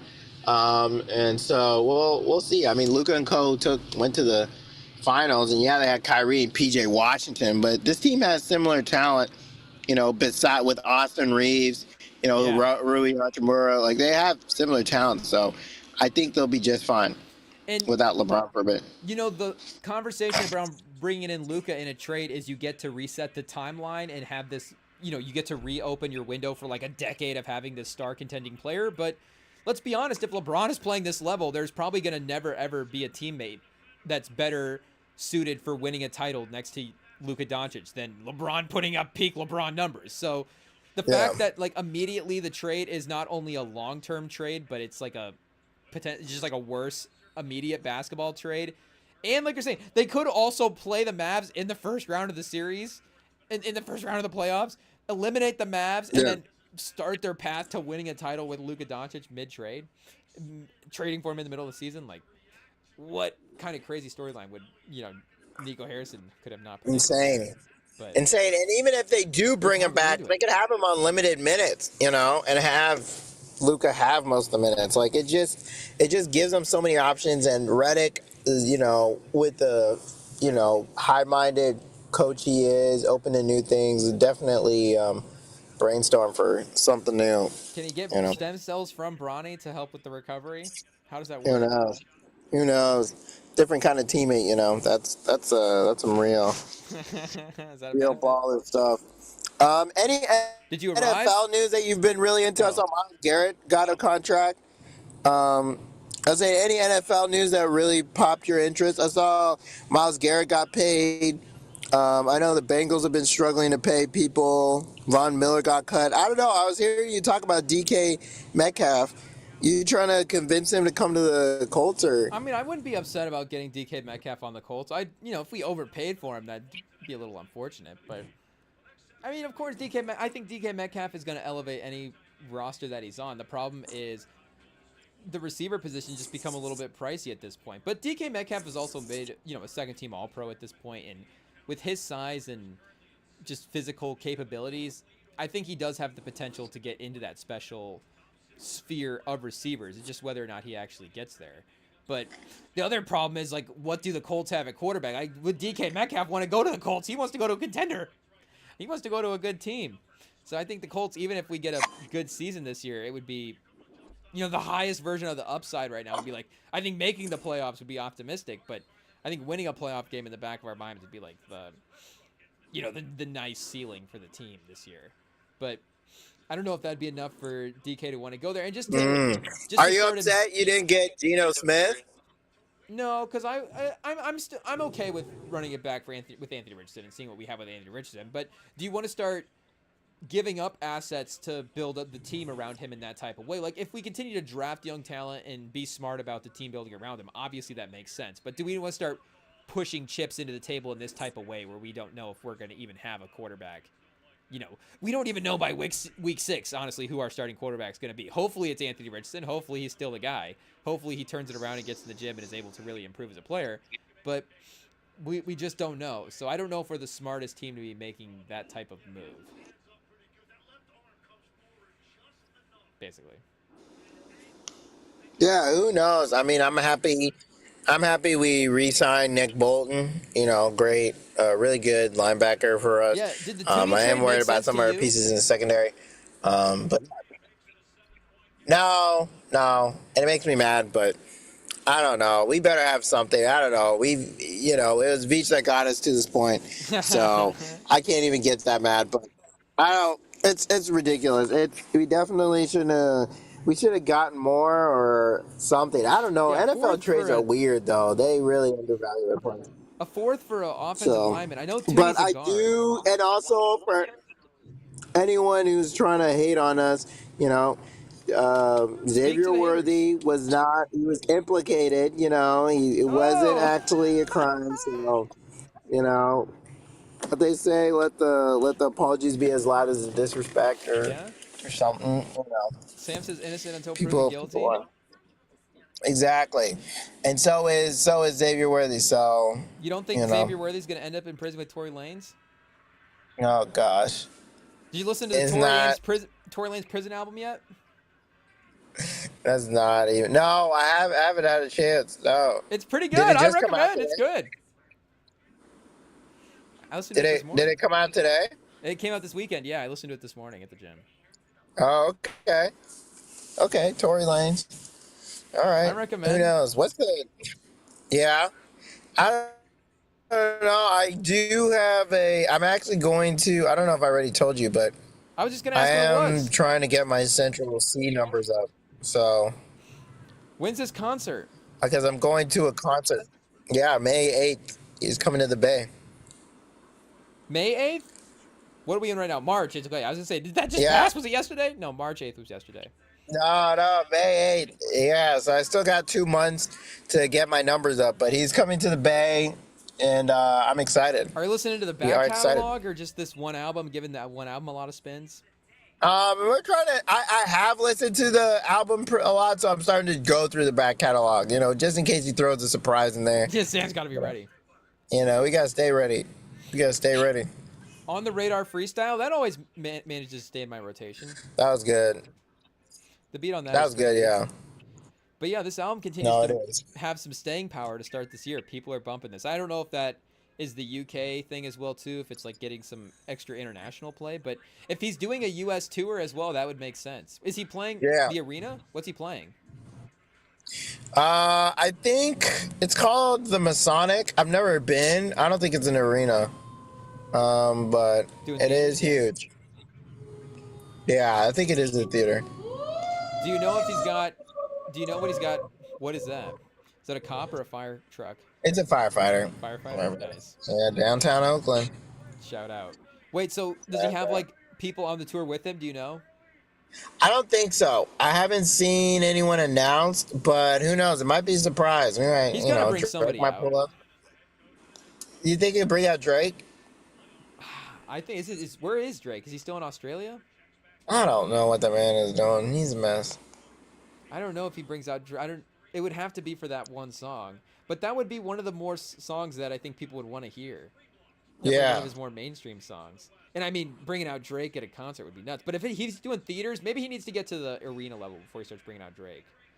Would Drake make a theater appearance for one of his guys? I don't know. Did Central C have a Drake diss in his album? I feel like there was some lines about Kendrick and Drake. I just don't remember what they were. But he's got to be cool with Drake still. No, I think he still is. Central C was on all those streaming platforms when his album released, so like all the streamers still love Drake. Kai Cenat's still pushing Drake. I know. I know it's insane. But something I saw interesting was, do you see these like charity matches, like Kai Cenat and all of them play like these speed? They play these soccer matches, and it's interesting because it's like they raise millions for charity, and so it's like, is it, kind of like the new entertainment? Like, does it matter if the product itself is good if the people in it is people that you care about, and I think that's kind of what we're seeing with these streamer matches. I thought it was kind of interesting.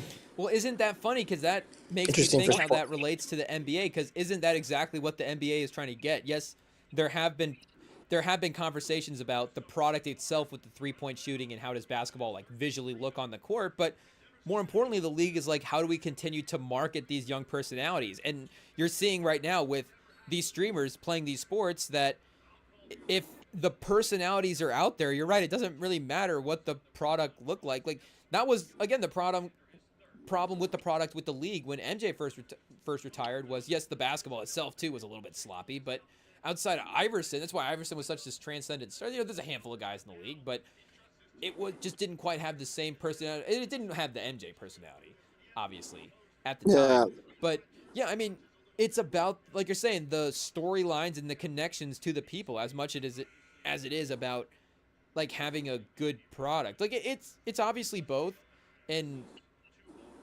I mean, Kai Cenat has a good product in a way, so it's like people are when he does the streaming and with his own platform, so that was good to get him to break out, and he's able to branch off into these other things. But yeah, I mean, if the personalities are there, people will tune in. Absolutely. Yeah, that's the thing that's showing, like with the celebrity game, that they had no one that anyone cared about, so no one cares about it. Yeah, like when Kevin Hart was at the peak of his powers, the celebrity game, people were watching the Beebs. I know. People were tuning in. I don't know. The Beebs celebrity game is iconic. But have you been watching any shows or anything? I've been tapped into Severance. It's been really good. There's some good shows out right now. I think also White Lotus. Watching a bit of that, and Pereira'S, something on Hulu. I don't know. I saw that one, and I'm not the biggest like TV show guy. It's not necessarily the first thing I gravitate to, but I saw that one on there, and I was like, I'm thinking I might check this one out. I did throw it on the watch list. So it is on the watch list. It's just, will I ever get to it? But yeah, that one did pique my interest. So you've seen that one?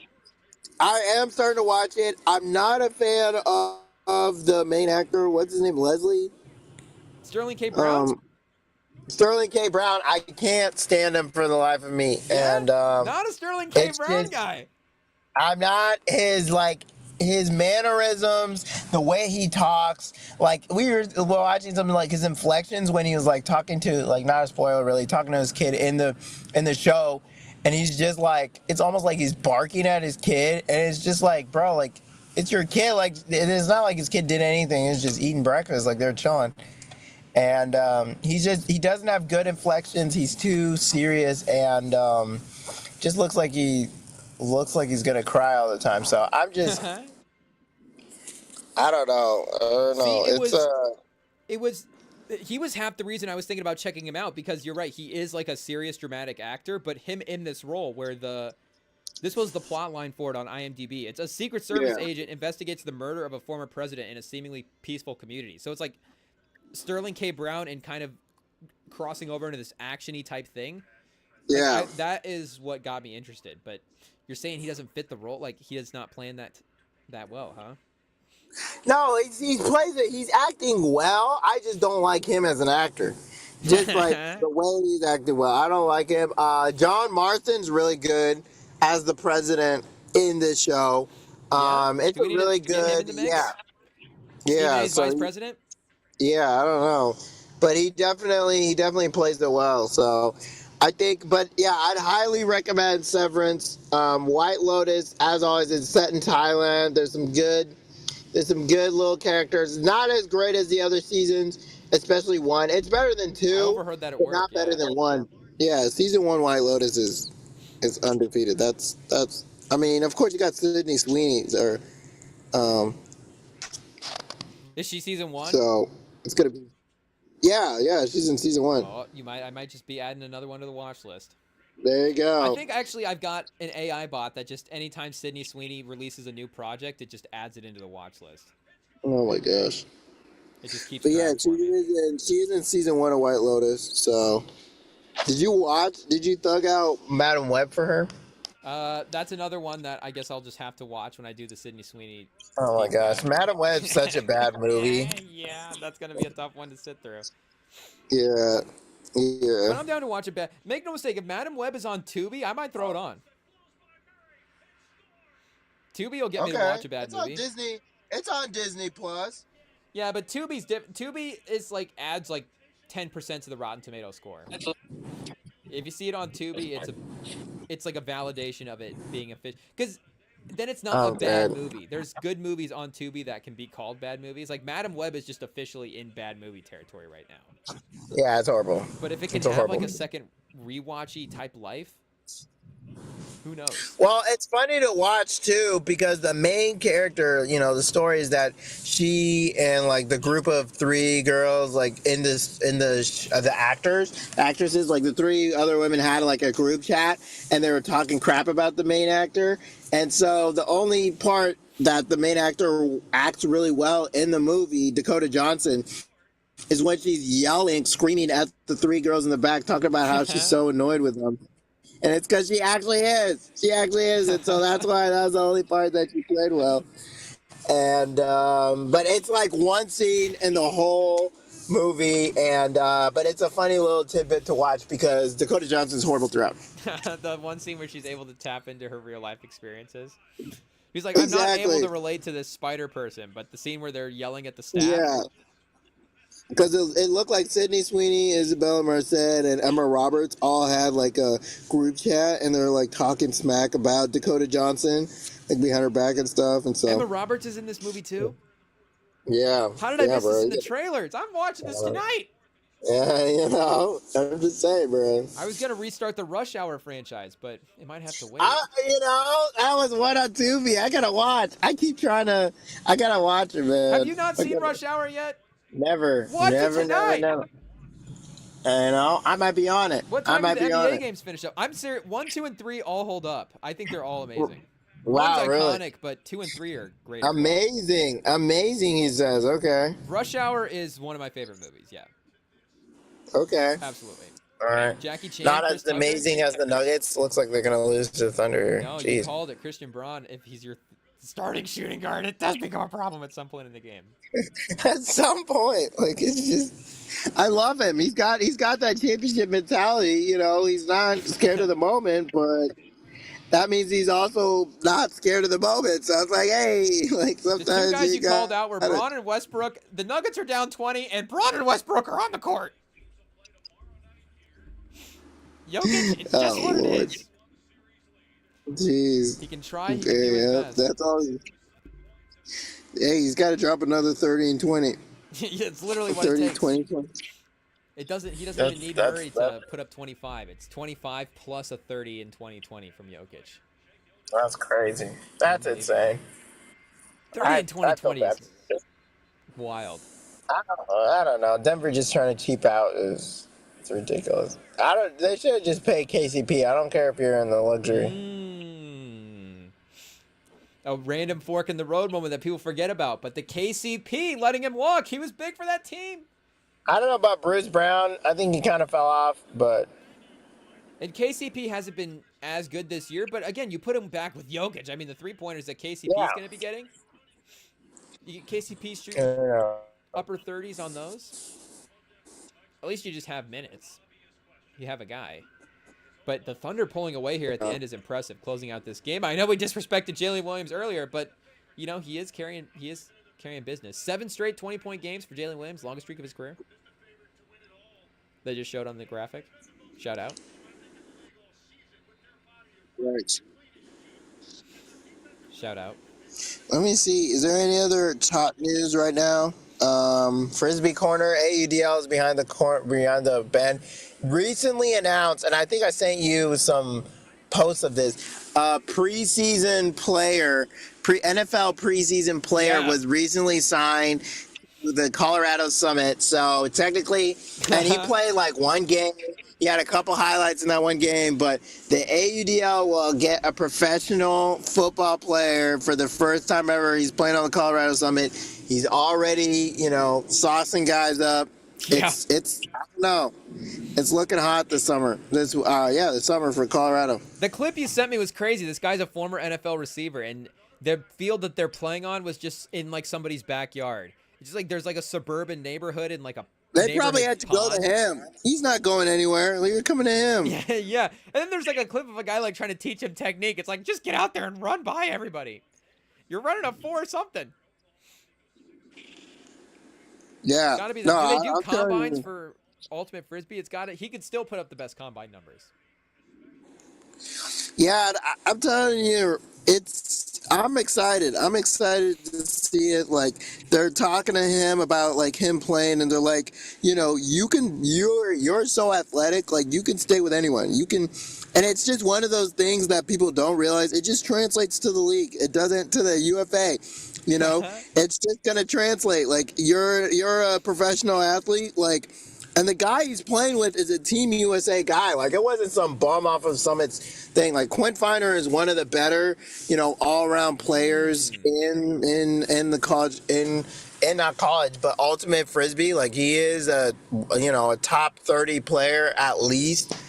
Team USA regular. So, it's not like he's mossing some bum here. So I And really, to give him fair credit, like the guy did beat him because of hang time. Like if he had timed his jump a little bit better, I think on the highlight you had sent me, he would have been able to break that pass up potentially. But then he greater athlete, just able to make the play. Yeah. So I'm real excited. They're having signings right now. And unfortunately, Cam Brock is leaving Indy. I think I sent you that he's gone to another team. R.I.P. But we'll see how the Alley Cats do this next season. I don't know. There's still lots of talent. Wettengale's still around. DK Metcalf. Why can't we get a former NFL receiver? There's not a former Colts guy out there. What's Austin Collie up to? Hey, give him a ring. I might start DMing guys for the Alley Cats. I'm gonna DM the Alley Cats and be like, sign me to the team, and I'm gonna just be the guy intern that DMs NFL athletes for you. There you go. I'll go through the Pro Football Reference draft and find the guys. Recruitment. What's Justin Blackman doing? Remember Justin Blackman? Jeez. Josh Gordon? Just get him in there. Flash? Flash in the league? Imagine if we got Flash in the UFA. Could we pitch it a little bit to be like, hey, like, I don't know if you want to try to make an NFL return, but at least like you're getting reps, you're doing something, getting at You're least mossing people. yeah, you're mossing somebody. It's tape. That's hilarious. There might We'll be a see. pool of untapped talent. Yeah, there might be. There might be. But This is the in start. college as well, the regular season's starting to wind down. They just had the Smoky Mountain invite, and North Carolina, with all young new guys, find a way to win Smoky Mountain. So Dark side. UNC, the Tar Heels might still be hanging around. Last year's the first time they didn't win in the last like 4 years. But their team is coming back. They might, I don't know, not, but they definitely look strong this past weekend. And then today is Stanford invite. So there's a little bit more better women's teams, some other teams from around the Bay. But yeah, the college season is definitely heating up as Easterns is around the corner. And Easterns is kind of like the ruler, kind of the report card for the year, and then before the postseason. So. Oh, the BAFTAs to the Oscars. Yeah. But that's about it for college, for frisbee, for soccer. Champions League is still going on. Shout out one of the better players in the league in soccer, Harry Kane.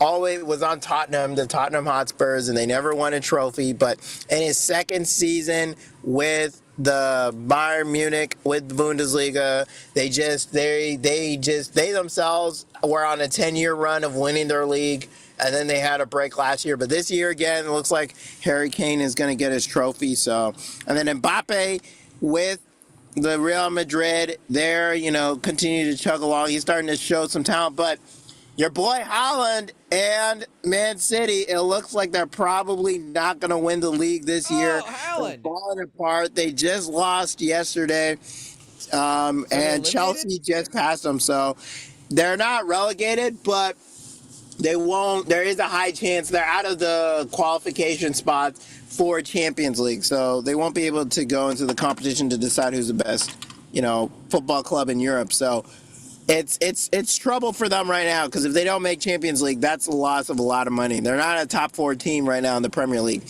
after winning 3 in a row. Oh, what does this mean for Haaland's legacy? I don't know. Is this a Haaland choke job? Pause. And he signed to the team till like 2037 or 20-something, 7. Oh, no. 20. He signed a long-term deal, so he's locked in. Haaland to Chelsea is the only way to turn him around, is what you're saying. Oh, Change gosh. the scenery. Oh, gosh. I couldn't even imagine him on Chelsea. We'd be killing. Oh, you want him still? Okay, good. He still has value. Yeah, he's that good. It's just the team. They're old. They're in transition. Who knows? They need Nico Harrison to get in there and trade Haaland out of there. Oh, gosh. That's true. Somebody save Haaland. That's true. Jeez Louise. But yeah, that's about it. There wasn't too much in the NBA. I'm trying to think of who's been popping up on my radar. On your How are you liking De'Aaron Fox? I saw the argument Malik Monk with De'Aaron Fox's wife. I mean, was there real beef between Fox and Monk? Like, what was going on? That'd be tough to see as well too, because that was always such a duo where we thought that was a couple guys that really got along. They just got along together, playing well together, and they had their teammate days go all the way back to college, go back to Kentucky, and they were so dynamic together at Kentucky as well too. Big scoring performances. They were, along with Bam Adebayo, the 2 best players in the team. And I know that Kings team that they had is not going to be like remembered in history, but for Sacramento, that was a fun Kings team, and they were what were they, the second seed in the West that season? It was close. They were like second. No, they were like 3rd or 4th. Yeah, because I remember. I thought it was a 4-5 matchup with them and the Warriors. You're right. One series. They might have dropped down and been a 4-5 matchup, but it was a fun regular season team, and Fox and Monk were a big part of the reason that they turned that around. So yeah, if there's beef now that fractures like relationships, that's no fun. Yeah, I mean, so how are you liking? I mean, I guess you don't have Wemby there anymore. Yeah. Is Fox hurting your odds, or what's going on? No, because we don't need to be necessarily in the tank. We got Atlanta that can tank for a Cooper flag for us, and these people are running these lottery simulations. There's a couple of times the Spurs jump up there and wins. You never know how the ping pong balls will fall in your favor. So if the league just wants to continue to really script it out, I mean, the Spurs are obviously a good landing spot for any of the top 3 players in the draft, and we've done our job of setting ourselves up for a good karma standpoint. And De'Aaron Fox continuing to win games is a part of that. If we're not able to actually win the games and close them out, but if we can continue to try, that would be important. And I like Steph. Steph Castle's the guy, anyways, right? Yeah. Are you excited for him to get Rookie of the Year now? I mean, they're saying it's a tough. I mean, he might be it. Like, this is a Malcolm Brogdon year. Like, I don't know. Hey, I don't know if Castle's Brogdon. I mean, Castle could make an All-NBA team. So could Brogdon. Some of those moments, he was winning playoff games for the Bucks. That's true. Brogdon was like a 20-point-a-game scorer in a playoff game. But, I don't know, Castle's maybe a little bit more dynamic defensively than Brogdon is, and just younger, too, as well. Brogdon. Yeah, he was an old rookie. Yeah, he's like Staubach entering the league after a military service. But what does this mean for the the Spurs back-to-back Rookie of the Years, best player in the draft 2 years in a row? I mean, I'd have to go back and look. Like, when has that happened? Just that level of drafting in 2 years. Like, what kind of precedent does that mean for just the Spurs type of title run? Because I know I know the talent is down this year compared to other years. Like, is Castle in the Paolo, Wemby, Anthony Edwards, Cade Cunningham tier of guys? No, but guess what? He's still the highest upside guy in this draft, and I think he still has higher upside than people are giving him credit for. I know that maybe there is like a understood sort of second best thing with him, but do we understand what that means to be the second best guy on a title team? That's Klay Thompson. The LeBron and Davis combo that won. That's Wade. That's that Spurs combo. Like, you have to be, those guys are Hall of Fame level players. So not to say that Castle is a Hall of Famer, but I'm just saying the upside for him is there as a mini franchise guy.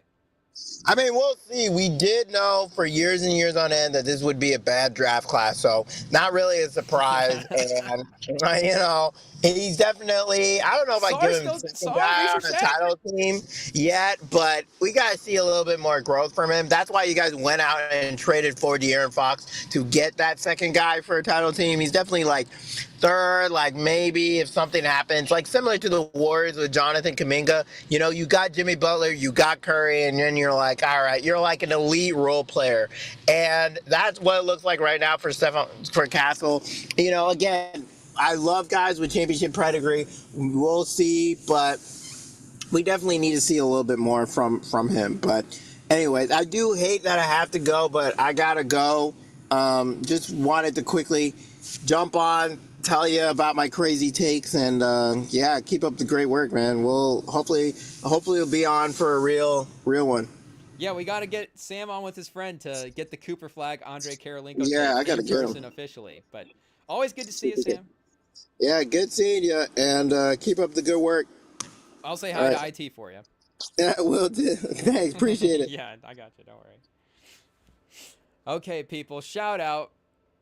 The Rem and Sam pod officially in full effect today with the Sam pop out. So we got two more topics to try to tackle before we take off for today. We got to give Tory Lanez his props for at least the album anyways, right, Chad? I don't know. We're not going to try to get controversial with the statements. We're music fans at the end of the day, right?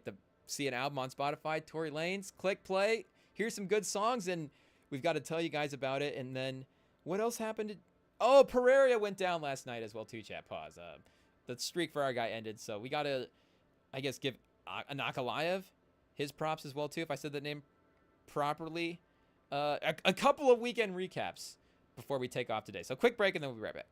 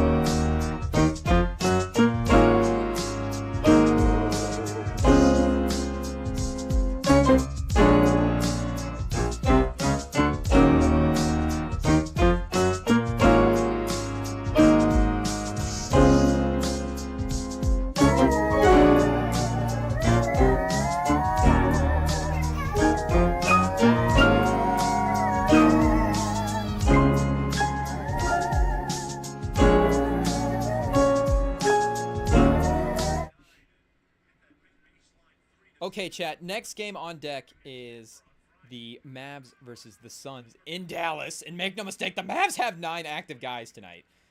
The Mavs have 9 players fully healthy, ready to go. Typically, I mean, that is a rotation, but I mean, usually you go at least into a game with, 12 active guys, couple of inactives, but on the roster healthy. It's like, this is everybody we have that's left.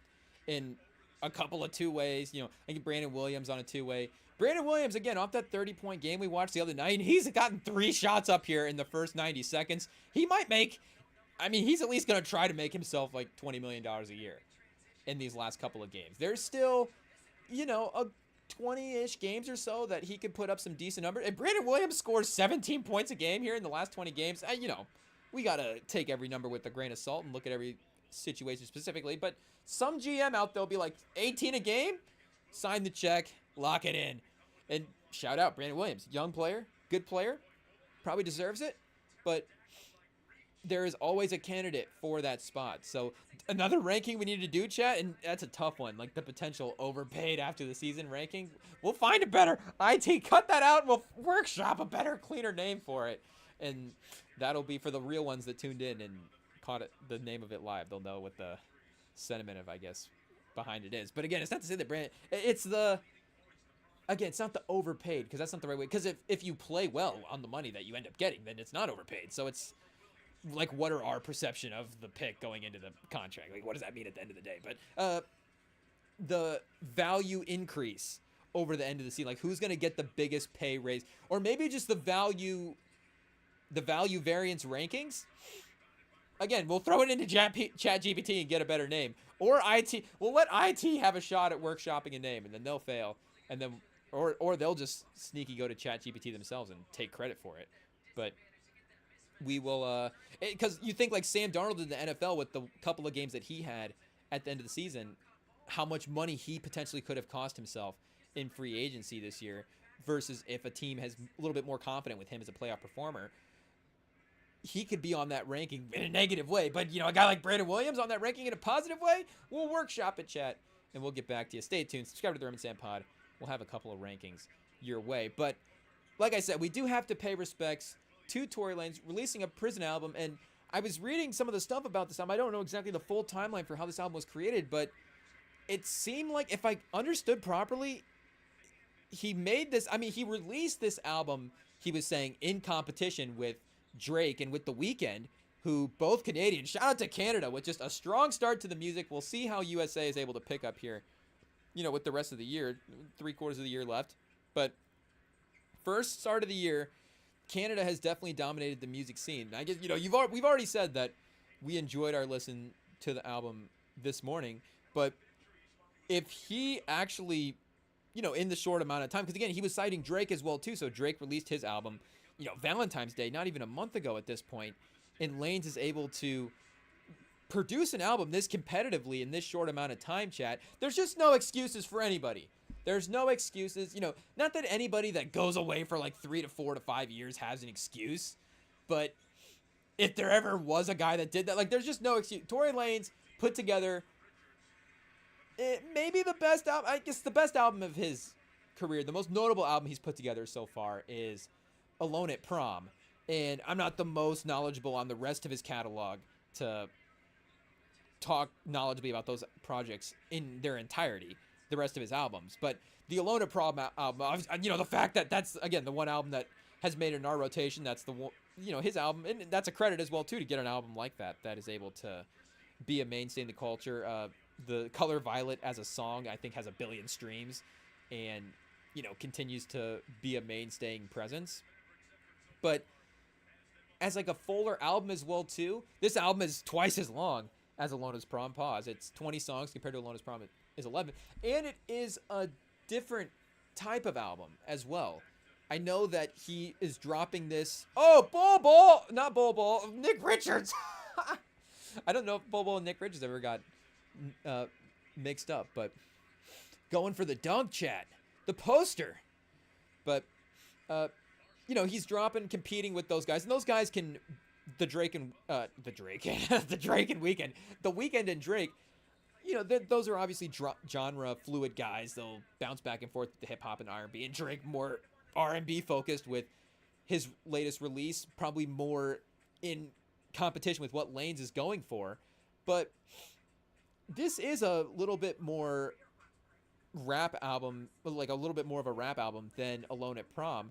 And I know Alone at Prom is a focused, 80s sort of R&B poppy type vibe. So the fact that he's going to stick to that type of vibe for that project, but he's giving you really good bars, really passionate rapping performances, chat, and you just got to think about the environment that not that you're just rapping, of course, from prison, which is, again, insane that not, we were giving him credit for making an album in this short of a turnaround. Like, forget the turnaround and the time that it took to make an album. If Tory Lanez took 5 years to make a prison album, you would give him total credit for it. And if this was the quality, you'd be like, unbelievable that you were able to make this album in prison. But you're like, the fact that it's this short amount of time put into it and the circumstances surrounding the recording, it's a really incredible project that was put together.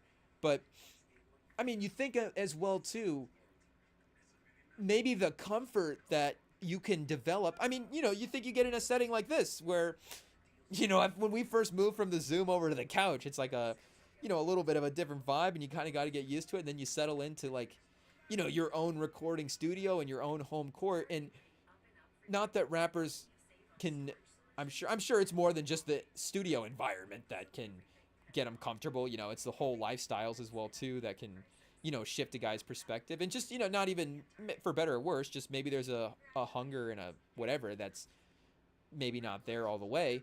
But the idea even of just as simple as recording around strangers, and maybe, prisoners, cellmate strangers, like however you want to phrase it. But, like imagine if the recording booth was a more public setting in that type of way. Like, I'm sure that might even motivate you to have better performances. Like playing in front of fans, might motivate you to have better performances. I know that, there's been legendary pickup games and legendary summer events in front of no people, and that's part of the mystery of it, where, these guys, it's like they're even more competitive. We can just lock in and play basketball and only focus. But guess what? Having the fans and the motivation behind you is able to help. And not that Tory Lanez necessarily had fans cheering him on when he was recording, but again, just the environment of, this guy gets to hear me do this. And pause. And like listening to this album in the gym, part of going to the gym is blocking that out and just being like, okay, nobody's watching. I guess maybe sometimes everybody's watching can be motivation as well too. But part of the fact of just like, hey, I just got to be in the gym, and whatever your process for working out is, and obviously with respect to everybody else in the gym, but whatever your process is, you got to kind of block everybody else out. But again, it's that balance of, also the person's on the squat rack right next to you. You're probably going to be a little more motivated. That guy and it can even happen. I find myself, it can even happen with the people that are in the gym, where like, I'm sure, you get around the same engineers and the same sound guys, and you just, not, again, maybe the end product can be the same, but the process at which you get there, maybe you're more comfortable in that environment, there's more mistakes, and then maybe, yeah, you're at 99%, and then instead of 100%, but, I get into the gym with the same regulars, and it's like, okay, this person knows what the bench number is, this person knows what the squat number is, like, we're in the gym at the same time, we know what each other's workouts routines are, and, like, we kind of know what the pace of each other is at this point. Like, there's, you get like a home court crowd going at the gym, and then there's sometimes we all know there'll be a new baddie that walks into the gym that'll get everybody inspired, obviously. But, sometimes there'll be obviously another guy that walks into the gym. We're an accepting podcast, chat, shout out. But, sometimes there'll be another guy where you're like, the bench number, what are we doing over here now? This guy's a new presence in the gym. Is this a guy visitor in town? Is this a guy that's New Year's resolution? He's going to be showing up now.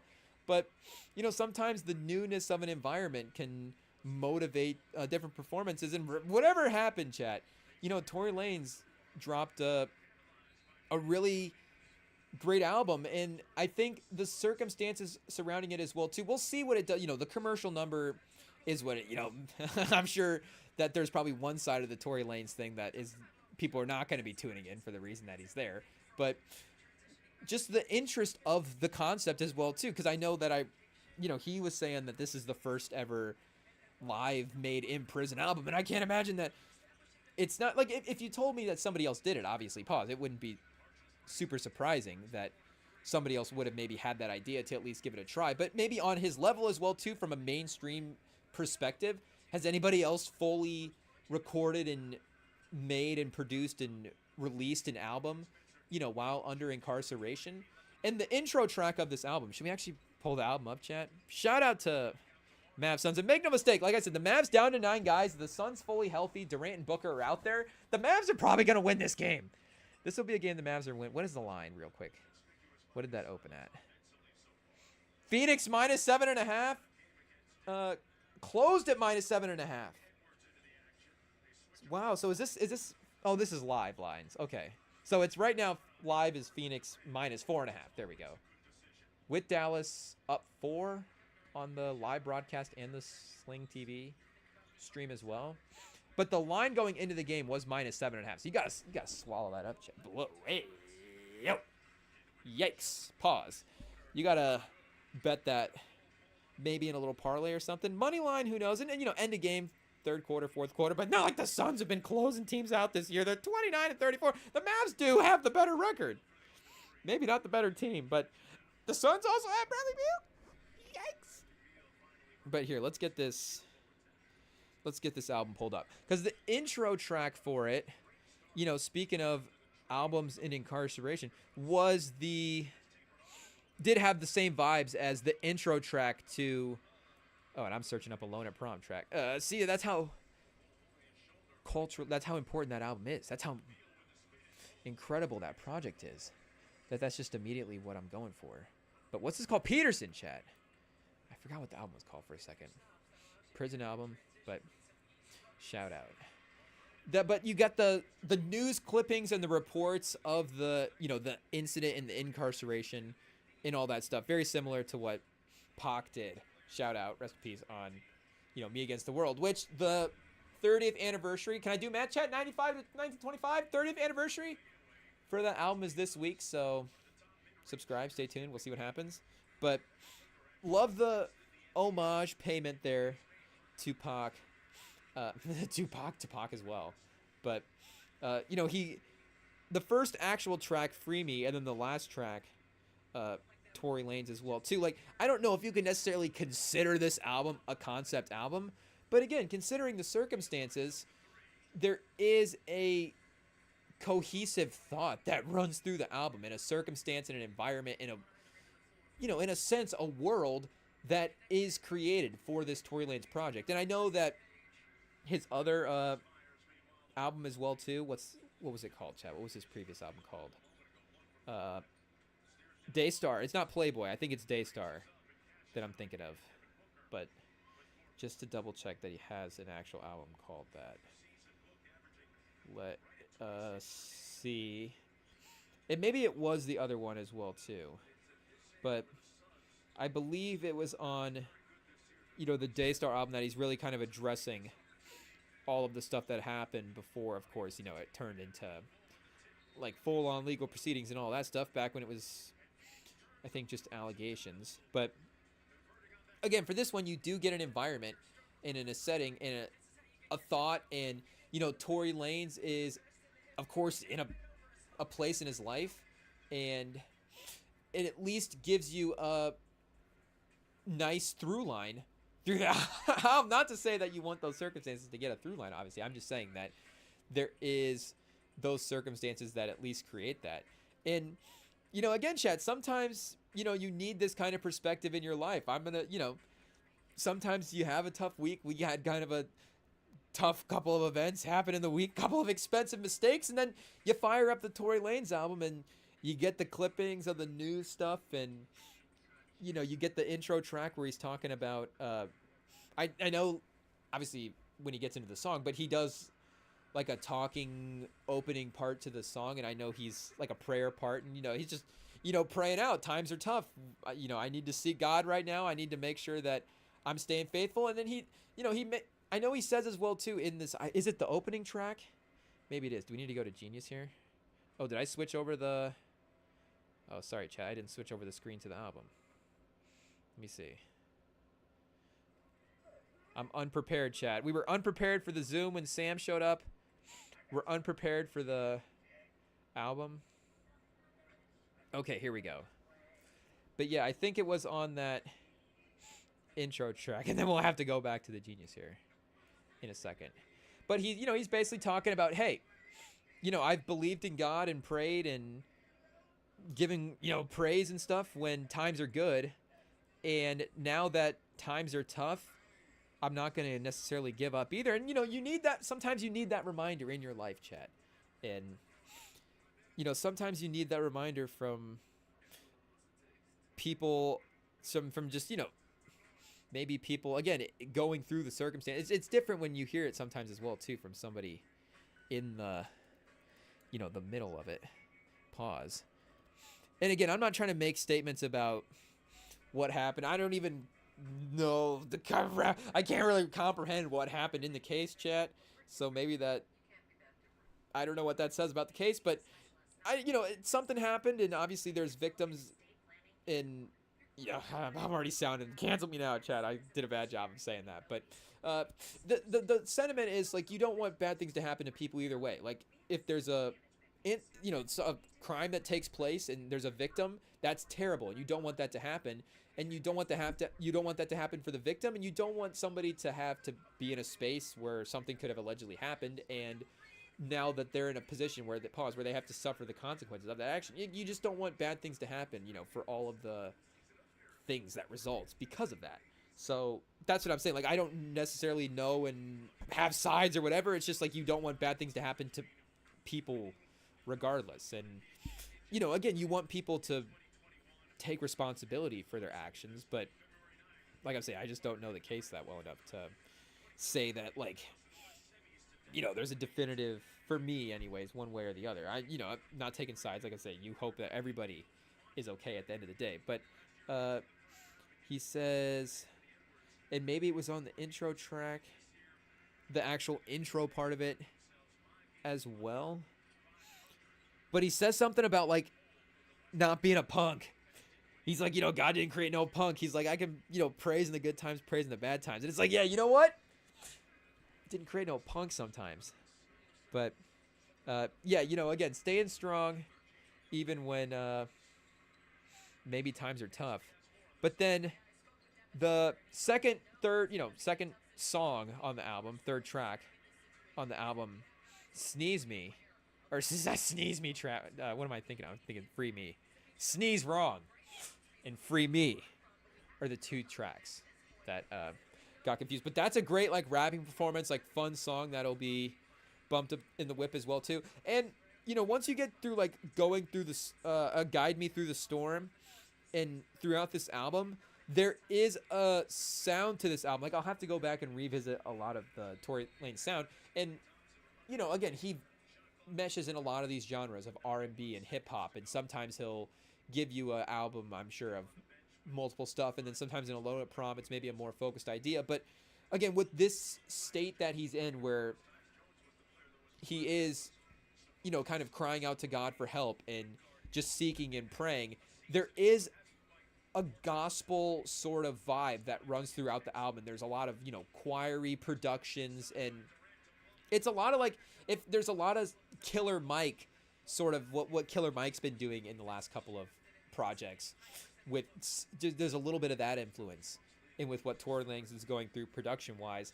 And you see a lot of the track songs as well too, a lot of This Times That, Slipping Time. We're gonna try to get through this one, chat, but Slipping Times Failing, TDF times LA County Gangland times Fargentina, if I said that right. But you get it, for a longer project as well too. It's 20 songs. It's an hour and a half long. There's enough of the production there's enough variety in the production that keeps you intrigued as well too. And again, like Tory Lanez, his versatility where he can give you bars and give you a rap performance, and really, like, there's again a couple of really passionate performances in here as well too. I listened to this album again like a couple hours ago, but like I skimmed through it.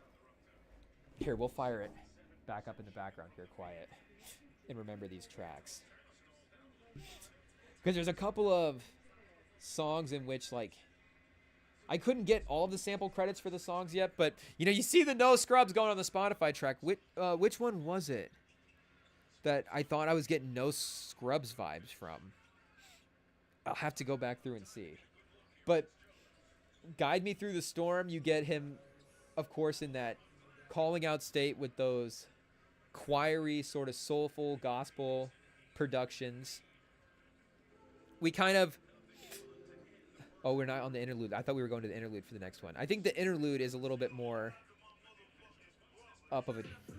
Yeah, this one he's giving you bars on this track. And there's the interludes, the phone calls. There's storytelling as well, too, that's mixed in. Hopefully that wasn't too much of the... That was probably too much of the album. Oh, is Tory Lanez on a label at this point? YouTube just took us down.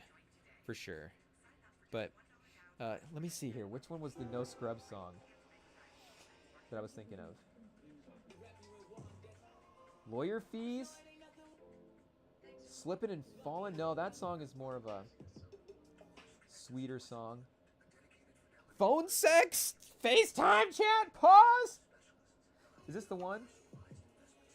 Oh, maybe it's... We'll get there eventually. Is it the Lady Cop one? And that's funny as well, too, because you get at least him having a little humorous moment where the guards go into him in the interlude being like, hey, we're still listening to your music. I get you're in here and you're not supposed to have the recording stuff, but your music is good. We're still bumping it, and we need a song for the ladies. Is there some Ice Cube homage in there? Oh, no, I'm thinking of the kids. He's got the one. Ice Cube, what about the kids? We need a song for the kids. And they're talking about radio songs, friendly songs. Ice Cube, he's controversial. He's, not mainstream back in the day, even though he is popular. But it's like, can he cross over into the radio? What about the kids? Yeah, this Lady Cop one will need to get the actual sample credits for it. And maybe it's just another R&B track that I not know. But it's got that... It's got the same sort of thing that's going on with Scrubs. So maybe it's just subconsciously I wanted to listen to TLC after the album, but there was this interlude as well too. TB's interlude, the live phone recording, which I don't know if he actually gives like a verse or if this is just talking. I think he does give a verse on this.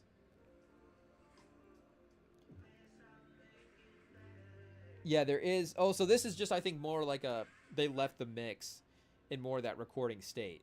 But this is that Friendly Skies Missy Elliott beat as well too. So those were the first two like samples that just jumped out right away. Some of our R&B knowledge is not as well-rounded as maybe if he had, sampled some hip-hop stuff straight up. But, we always need to check in and look at the credits. We're not that great on picking up all that stuff on first listen either. Like, we need to go through the Genius and get through the lyrics. What was he saying about this? What was he saying about that? We got exactly what he was saying on Sailor Moon. Poor Tory Lanez. If he hasn't been through enough, his girl gave up on him. But I mean, let's be honest. When does that never happen, chat? When you go behind the bars, it is what it is. It is what it is. I'm not even saying that judgmentally. I'm just saying it happens. You gotta be prepared for it. But again, Canada, chat, with just an impressively strong start for the year. I threw this into the album rankings right away, and I know maybe, is Drake on the top of the album rankings, but who knows how that album will age in the rotations here throughout the year. And regardless, Lanez in The Weeknd put up two of the strongest performances to start. I don't know if we want to start, him versus The Alchemist. Sam was just talking about Central C's album, and it's not just Sam that's replaying that album. You go through the numbers. That album continues to be one of the most replayed albums in general right now, not just of the year. It might be the most. Well, I guess we'd have to compare because I was looking at hip hop, not the R&B with The Weeknd in it last time. But with hip hop, it's the #1 new album. Like is Larry June's album a little more compact with The Alchemist, and with 2 Chainz, that album a little bit more compact, a little bit more easy to get through and listen, like whatever. But again, the energy that Tory Lanez is giving you, the cohesion of the production and the lyrics makes it a great listen. And those sometimes you get moments like the interludes and things like that where how does this track live in a playlist if, there's phone calls throughout, just sometimes like how does this work in a car type setting? Like, are you bumping this with friends? But he's giving you those songs. He's giving you some R&B-ish type cuts in here as well too. I want to say some of the ones he did with his brother were, which one am I thinking of, chat? Maybe it's that one with the no scrubs flow. But Charlie's Row, I think maybe is a little steamy. Let me go back to this one here real quick and see real fast. Let me throw this on a quick.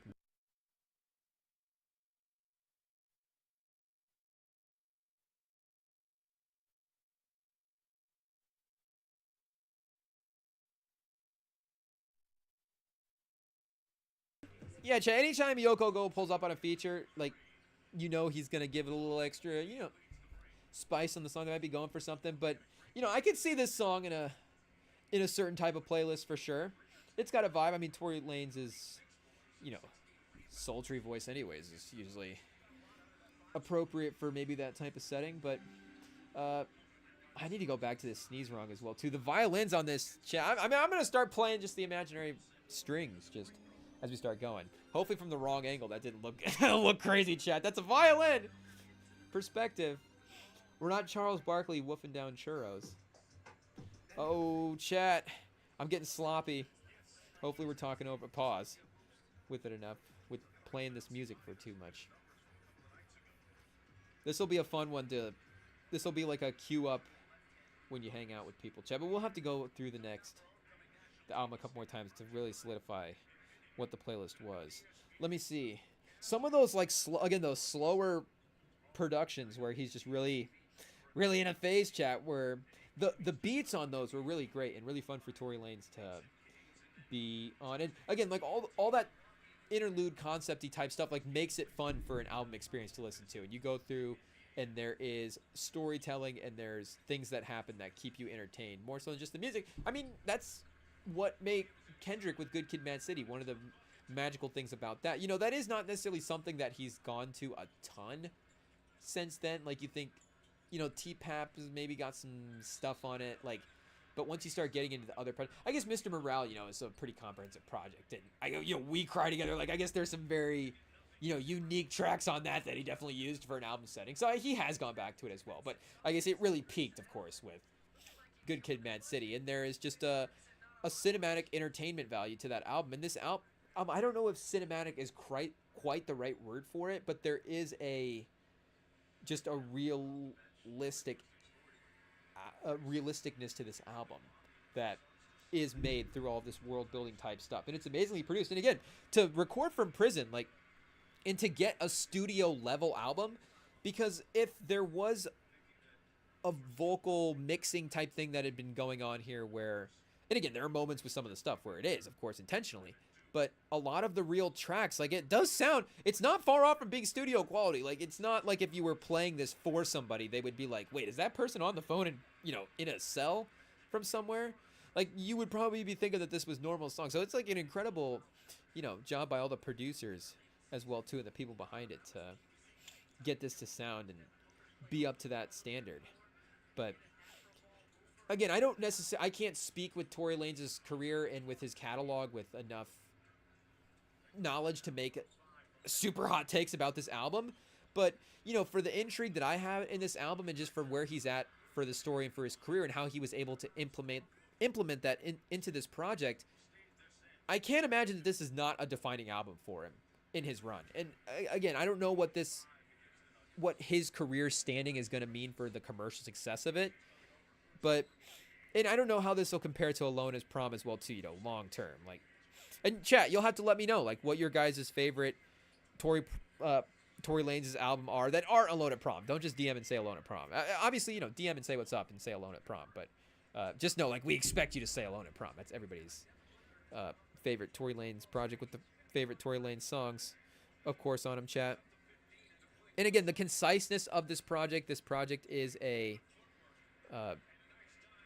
it's got that fluidity throughout it as well, too, and that nice sound, but he doesn't overstay his welcome. Not that he does on this one. That's not what we're saying. I'm just saying he doesn't do that on Alone at Prom. But let me double check the commercial success. 'Cause I don't know if it was like a massive first week number, but of course, you know, with the TikTok chat, with TikTok and with the social stuff, that maybe it had a second life on as well. It's had commercial success. Okay, it's gold right now, certified gold. So 500,000 copies sold. I got to imagine this is up for platinum. But like we said, that song, The Color Violet, from that album is at 1 billion streams. So that song itself is, you know, a really transcendent song for him in that way. And will he have a song in a moment from this album that meets the commercial success of that? Who knows? But as a moment in his career, as a thing, as a time, as all this stuff relates, I really do think that this is a special project for him. And again, not even just all the outside stuff, for the quality of the music. Again, as I have to go back and re-listen to the music to compare it. And I'm saying, you know, I'm excited to go back and listen to Tory Lanez. I'm not saying, like, hypothetically we need to. I'm saying, like, I'm going to go back to listen to Tory Lanez to see where this album stands in his catalog. But it's going to be a difficult album to top the quality of, because, like we're saying, Alone at Prom is already that standard for quality and success.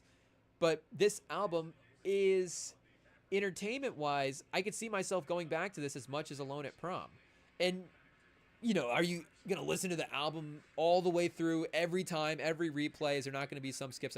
Whatever. I'm not saying that. I'm not saying this album is skipless all the way through in that. I'm saying that this album is a great experience start to finish if you're listening to the full album. I'm not saying that even great albums I listen to start to finish all the time. We know that, Chad. Sometimes I throw on an album and there's a couple of songs that I'm not feeling that day. And then I go back to the album the next time and those songs are in the rotation. A couple more songs are out. It's just, I'm not saying it's, you know, how many, there's, to bring Good Kid, like Good Kid, Mad City is the one, Chad. Like, there's 2 or 3 albums out there you're like, I could truly listen to this album all the way, start to finish, every single time. And, you know, it just kind of hits the same every time. Pause. But for him anyways, I think this could be a potentially, you know, another sort of mini classic album. You know, classic, I think it's okay to use classic album in different, and if there's a better term that I'm just not thinking of right now, of course, then, you know, use that one. But, you know, there are the transcendent classics, and maybe transcendent is the right word for the next level up for album. But there are the transcendent albums where, like I said, Good Kid, Mad City, Illmatic, Ready to Die, The Miseducation, where these albums are the albums that impacted a moment. They continue to live on. They're just iconic, quality, amazing projects that are just historic and are never going to be topped. You know, they're always at the top of the list. But then there's albums that are like, hey, the people at the time, like, this was an album that mattered. And maybe, you know, it's true. Again, it's difficult for those 2 or 3 albums to have the legs that really live on in that kind of dramatic way. And maybe an album can get lost in the shuffle. Like, I know we've said it before in a couple live streams ago, but, you know, we've been revisiting a lot of T.I. this year, and just T.I.'s been heavy in the rotation.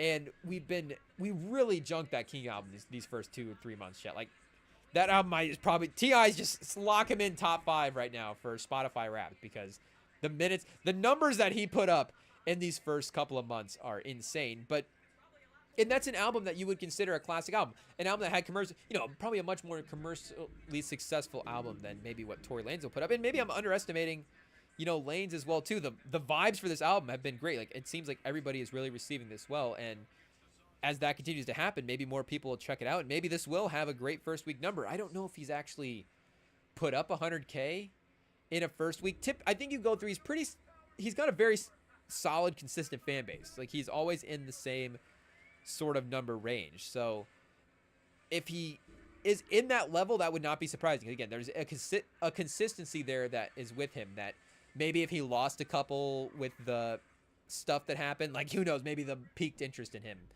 with the prison thing will get those fans back, and maybe it'll sort of all even out in the same number. You know, maybe it's in that 50 to 75K first week range, which is awesome. Again, it's a great commercial album, but, you know, is it compared to, like, what we're comparing him to, like, T.I. and stuff like that? You know, obviously the commercial success, the immediate impact of the album is not the same. But I'm saying, for the people that got the album in the moment, the quality of it was undeniable, and it'll maintain replay value in those people's lists, and maybe it will get revisited at some point in history, and there will be, like, a second love for it. And again, you never know. Maybe couple weeks there will be a TikTok thing that happens with the song, and a year from now, next summer, who knows how the album will live on. But I do think that this is like a really checkpoint career awesome project for Tory Lanez to have put out, and one of the strongest albums to start the year as well too. And to be honest, I can't say day one that I've listened to it. Again, I didn't listen to it the day that it dropped, but I did listen to it for the first time today. So we were locked in on those Jason Tatum Aura rankings, chat. Really had to get those narrowed down, but maybe we should have threw the Tory Lanez album on in the background. We just didn't do that, unfortunately. But still get him in on that first week number anyways, and he'll still get some replay value here as well too. But I don't want to say just immediately, oh, better album than The Weeknd, because The Weeknd dropped such an amazing album. But this is going to be a fun album to revisit, to listen to. I've still gone back and, of course, revisited the Weeknd album. It's an iconic album for this year already and will be. But there is something special about this album. There's a fun juice on this album that Tory Lanez really brought it with. And again, I don't know if it's the circumstances. I mean, look at Tory Lanez, chat. The man jacked up. Pause, looking good. Anyways, if anything, if we can, at least slide him a compliment or two at this time to try to lift his spirits. The man, he's got the push-ups in check, the Peterson album in check. The man is still running the game from a cell better than most of these people are from, a booth, chat. Still dropping quality music. Still one of the higher rated projects from the year, I would imagine. And it's going to be highly rated in our list as well, too. But also to, like we said, mention and wrap up what happened for Saturday yesterday.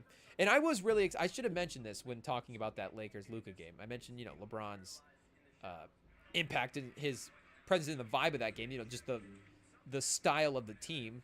But that game did have a real feel to it in a way, in an NBA is back kind of way. And a real hype around it, where I don't know what the ultimate commercial numbers are going to be. And again, Boston kind of took control there for a while, and even though the Lakers maybe made the final score look one way, it still was kind of controlled mostly for the second half by the Celtics. There was hype in that game, not just for it being a fun title type game and a fun, potential finals matchup, but now these franchises are, it was just fun that the Celtics-Lakers rivalry was rekindled in a special way. And, Tatum and Luka have a little finals history now as well, with Luka playing Tatum last year in the playoffs. There's a little bit of history between those guys. So the fact that there's a playoff matchup that can carry over into that rivalry adds a little bit of juice to it as well. Plus the trade, plus all that stuff. There was really hype around. I mean, they said the tickets on the court side for that event were the most expensive tickets ever in Celtics history. And it makes sense. And it tells you the draw that Luka has as well. I mean, that's honestly, outside of the basketball stuff, the thing that Nico Harrison messed up on the most was Luka does have that gravity to him as a player. And if there's anything to strengthen the case for why the league may have scripted that trade, is Nico Harrison just a pawn of Adam Silver? If there's anything to help that case, it is you see that gravity in this game. Luka versus Tatum, we want to see it. Tatum said it himself. Lakers versus Celtics, we want to see that. But it goes to the greater point of what Sam was saying with Ultimate Frisbee and with soccer. If the personalities are there, it really levels up the event, of course, and makes it that all-time stuff. And Luka now is that personality where this is something we can get going forward for years to come. It can be Luka, it can be Tatum, it can be LeBron as well too, in a great version of the rivalry now. But this is the league has two guys in that spot. Because you think, even when that rivalry's been great in moments, the Pierce-Kobe years, when the rivalry rekindled in a finals way type, there is still an immediate sort of this is happening right now moment for those guys. Kobe was at his peak, Pierce, Garnett, all those, and then eventually, of course, they trade him before they're even able to wear the tires out on those guys. But it was understood that this is not the future of the league, is not Kobe versus Pierce. This is what the future, the next couple of seasons could look like. And Kobe still, is going to continue to be an awesome player, Pierce and all these guys as well. But this is not the face of the league, the future of the league. Since, honestly, Bird and Magic, I know we're now into the super hyperbole with Tatum and Luka, But in Tatum, those guys are, of course, entering their peak years, but there's enough left on the tires there to keep mentioning car parts, but there's enough left there that they can prop this up in a bigger picture sort of way. So to mention anyways what happened after that game, we had the Celtics Lakers and then Pereira. Again, the man just won't stop fighting for his belt, chat. You gotta love Pereira. The man is one of the, and again, he lost, so unfortunately the magic is, over. It's not over. He'll still be in the mix for competing and all this stuff, and in multiple divisions as well, too. He's still going to have the chance to be as dominant as he was. But just that streak, that magic run, that everybody just bowing down, absolutely Pereira. The number one, it does feel a little bit Mahomes-ish with Pereira. And it is different because he entered the UFC portion of his MMA career a little bit more advanced. The MMA career total for Pereira is a historic career. But if we were ranking the best UFC fighters of all time, he entered the UFC at a little bit farther along in his career. But the way we were just all like myself included, Chad, absolutely, just being like, Mahomes is knocking on the door. Like, Mahomes will pass Brady right now. If he wins the Super Bowl, it's going to happen. Mahomes is better than Brady, and let's just give him the GOAT title now. And then he loses the Super Bowl, and we step back and go, oh, wait a second. There is actually all of this distance between him and Brady, and he needs to put in a little bit more work to try to get this back up and pause. And make no mistake, he'll be back in the AFC Championship game, and we'll be like, if Mahomes is in the Super Bowl, he's back. We didn't think he would do it this quick. Again, pause, but unbelievable. Mahomes, you just can't keep him out of the Super Bowl, and he's better than Brady, and all this stuff. And maybe that's the case, because that'd be just so many AFC Championship games in a row. It'd be insane. But I was starting to get visions of Alex Pereira versus John Jones. And not that Alex Pereira would have ever have won a peak fight, a fight versus peak John Jones. I'm not necessarily making that claim, but I was starting to get the visions of what would happen if Jones fought Pereira. It's like, I just don't know. Obviously, the wrestling thing is there with Jones, and if they go to the ground, he's going to mess him up like he did Gone. But if, Pereira is able to keep some of the leg stuff and the power, I don't know. Is there a possibility? I was just starting to think of the possibilities, and John Jones at this stage in his career as well, too. And now you kind of see that distance as well. Again, the peak versions of it, but the current versions of it, too. And the reason that the Pereira fight, I think for me, maybe for John Jones, is a more appealing fight than Aspinall is the reason that we see here with Anakalaev. Did I say this name right? Where this is a guy, 12-3 in his UFC career. 32 years old, obviously is well-versed in MMA. But this is a guy that now is starting his turn as a dominant UFC fighter. And Pereira has just had an insane run here of fights. Like, what are we looking at here? 2024, November 2023. So not even 2 calendar years. Even in July, like the activity since he's been in the UFC is just absolutely nuts. UFC 268, November 2021, then March 2022, July 2022, November 2022, April 2023, July 2023, November 2023, April 2024, June 2024, October 2024, March 2025. We're talking about 3.5 years almost of just consistently every couple of months putting out a fight, and then the last year and a half or so of those against top level contender level guys. And now just the wear and tear of that run is gonna leave you open for that type of loss. And John, that's just one of the reasons why John Jones is such a great fighter, is because he never, and there's suspensions and stuff that maybe is there reasons maybe that's like, if he had been in and just kept up fighting, maybe John Jones just continues to prove his greatness, of course. But maybe there is that wear and tear loss in there that he ended up avoiding for some mysterious, not mysterious, but you get what we're saying, some greater pulling the strings type reason that now his career ends up getting to be perfect because of this type of stuff. And again, we're not saying because of that, but just, to galaxy brain it a little bit. But that's just an insane level of activity for Pereira. And at some point, against a guy that's at the peak of, that's starting to ascend to the peak of his powers, there's just going to be that crossing. And again, it's not a crossing of a passing of the torch necessarily where Pereira is now, oh, he's over and his UFC run is done. But his run of dominance and his run of hunger and chasing, and we talked about it with the NBA guys, and we talk about it with LeBron, and LeBron's always able to manage to find new ways to motivate him. Curry is always able to find new ways to motivate himself, and unfortunately the UFC, a loss in the UFC can potentially be a little bit more devastating than a loss in the NBA finals.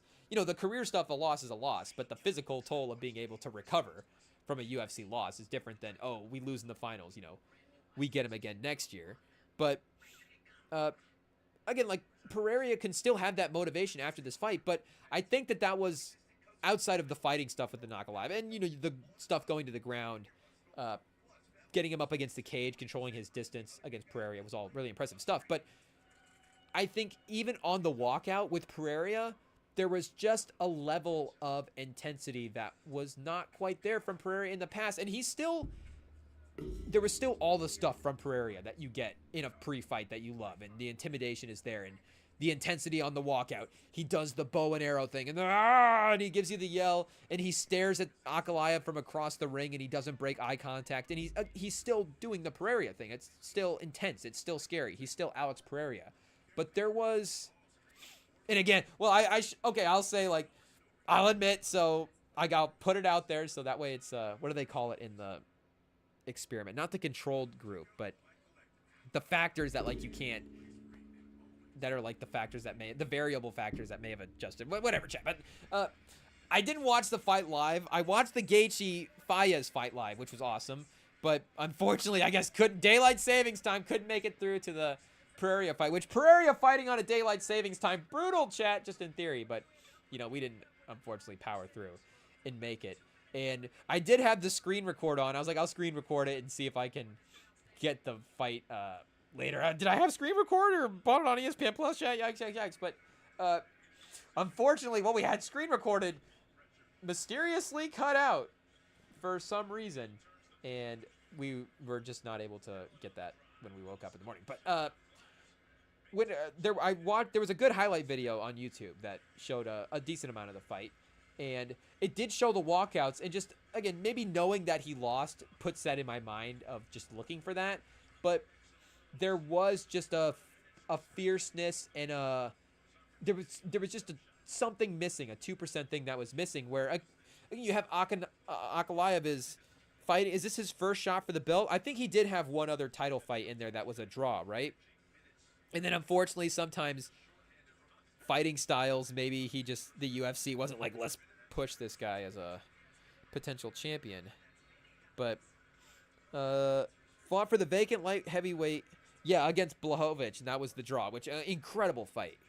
Incredible fight. But is our OBS are we still going, chat? Timeout? Oh, shout out to the pod people. We just ran out of some space. Okay. A quick timeout. We're going to have to clear some space real fast. For IT saying they're going to delete some files, so we can get the rest of this record in for the pod people. So let's see here. Shouldn't be too much, but, apparently some of the back catalog's going to have to go, Chad. It's just what it is. It's just what it is. It's had its time in the sun. And now we say goodbye. 3, 2, 1. Okay, we're back on the pod, people. Sorry, we ran out of disk space for those listening to the recorded version and not the live version, but we are back now and hopefully good to go for the rest of this here, because we don't have too much longer, a couple more minutes. But, you get a guy that is fighting and on his way up and just chasing a title. He's never won the title before. This is his first chance second chance to win a title, and there's just a different level of hunger that you can't match. So maybe Pereira needs this, and he did, again, unanimous decision. I think he got handled pretty well, but he didn't get necessarily beat up in the highlights that we were watching. There was a couple of thumbnails and stuff of him getting punched up pretty good, but It was a lot of that controlling the distance, getting him up against the cage as well too. And those elbows and stuff, it's all damage. I'm not saying Pereira walked away scot-free. I'm saying I don't think he walked away from this fight as of like what is Pereira going to be going forward? I think if anything, he walked away from the fight of, there were actual like fighter holes in his game that were exposed by a fighter that was able to expose them. And I think to credit Pereira, the fact that he was able to rely on his strengths, that the fact that his strengths were so strong that they powered him to this level, just again emphasizes how strong those strengths were, chat. It's like just the all-time power, the kicking, and you saw some of the game stamp plan stuff with him be the same as well too, where he's kind of throwing those leg kicks early. Akalaya, he's limping, the calf and the shin, they start to swell up and it becomes the same Pereira game plan. And now, the fact that he was able to compromise his opponent as well too in that way in some of those fights could have negated some of the ground stuff as well too, and just the damage done to an opponent. But you also think outside of the Roundtree fight, that last fight, like you look at the times for some of these fights, and again it goes to Pereira's dominance, but the Adesanya fight was going the distance as well. The Strickland fight, won that fight right away. So most of the time in the UFC, he hasn't gone the distance. And again, it's a credit to Pereira, but it just becomes what happens when these guys are put in these different scenarios and in that sort of drag it out, slow fight. This guy now all of a sudden knows how to control it. Because, Prohaska, with as much as we love Prohaska, he's just not as disciplined, and discipline's not the right word, but he's not as careful the way Ankalaev was. He's a little more careless with some of the stuff, and Pereira just got him good with the leg kicks early on and was able to neutralize him as well, especially that second fight did not go his way. Hill has quite a good break from fighting, and then first fight back from injury or whatever. Was he injured, suspended? I forget, but I think he was hurt. But first fight back in the ring, and then Pereira just catches him.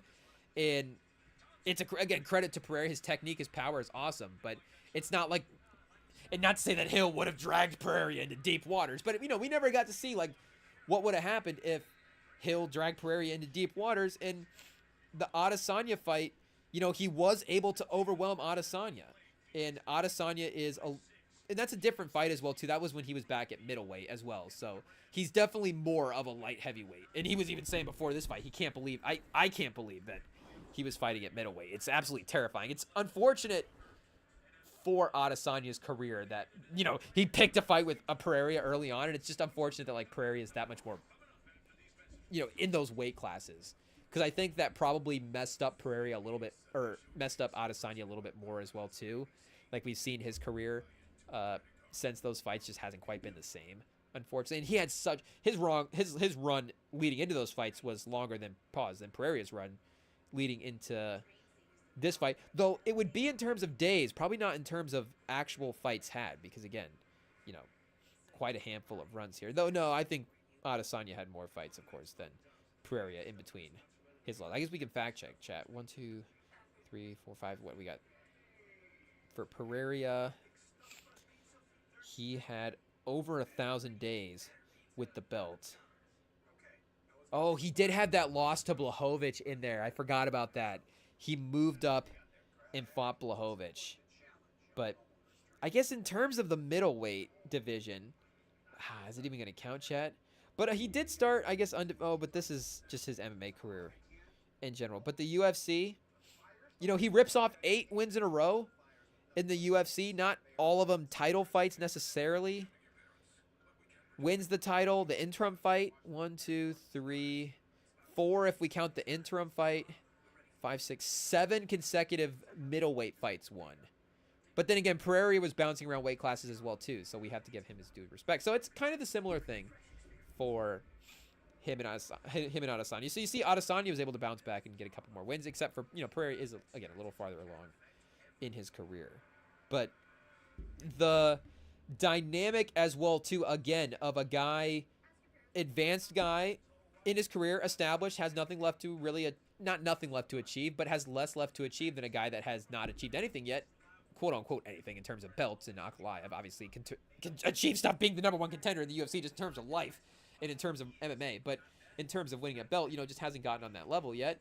That's just hunger that's unmatched. And in thinking of Jon Jones, again, this is why that Aspinall fight is so scary, just because of where Aspinall's fight, where he is at in his career. And not to say that, like, Gon didn't want Jon Jones, or not to say that anybody that fought Jon Jones didn't want Jon Jones, but Aspinall really wants Jon Jones, and guess what? He gets to be the guy, potentially.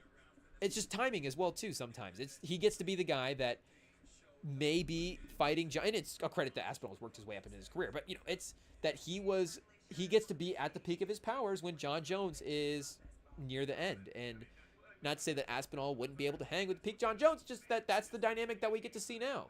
And that is a scarier dynamic to me than Jon Jones versus Pereira. Like, I would probably be, if Aspinall is an underdog in a fight versus Jon Jones, I'm telling you right now, chat, I'm contacting the accountants.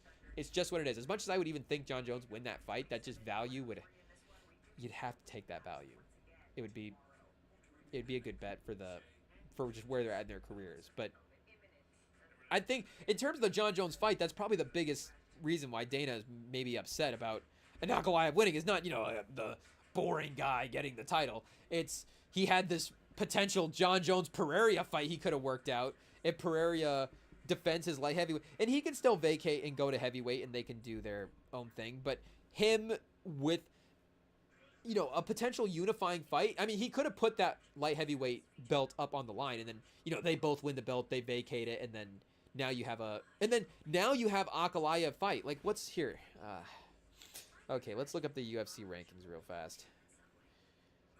Do they have the current rankings on here for light heavyweights? We could have probably just gone to the title. Yeah, we could just go to UFC.com, chat. We'll not waste any more time trying to find it when we know we can somewhere. But now you put you move Pereira wins versus Ankalaev. Pereira moves up to heavyweight to fight Jon Jones, or Jon Jones moves, they fight it. I guess I don't know the rules. Can you put both belts on the line at like a made up weight class? Like, if it's not, I guess then you can just find a way in one of those classes that maybe makes sense for both those guys. And the way Jon Jones is carrying himself right now, he's probably not cutting down to light heavyweight. But maybe he's carrying himself like that to be, I just don't know. But, you find a weight class and you just put both belts on the line. You put Pereira's light heavyweight belt on the line. You put Jon Jones. Did Jon Jones vacate already? No, because Aspinall's an interim. I guess the controversy is Jon Jones probably should have vacated by now. Aspinall probably should be the unified champion, but it's Jon Jones. It is what it is. He still gets the respect. Yeah, he still gets to be number 2 on the pound for pound, and they still have Pereira at number 3 on the pound for pound. So I imagine Ankalaev will, as a champion, he'll have to be in it. You're gonna put him over all of these guys. Pantoja is, flyweight champion. Aspinall's an interim champion over Pantoja. Muhammad, Duplessis, Merab, Topuria. So Topuria then goes up to 3. And maybe if they re-rank the rankings, do you put Topuria up at 2 over Jon Jones? I could see Duplessis move, or Merab and Duplessis moving up. Merab over Pereira. I could see them doing that, fresh off a loss as well. But Duplessis over Pereira would be tough. Am I forgetting? Pereira didn't fight Duplessis, did he? Did they fight earlier on? That could be a pretty fun fight, I think. I would still pick Pereira to win that, but that'd be a good one. But I would still, again, I would have Pereira over Duplessis in the pound for pound. I'd move Aspinall up over Muhammad as well, too, to be honest. And I guess Muhammad took down Leon Edwards, so he can't be over Edwards. I still am putting Edwards over Muhammad, chat. I still believe.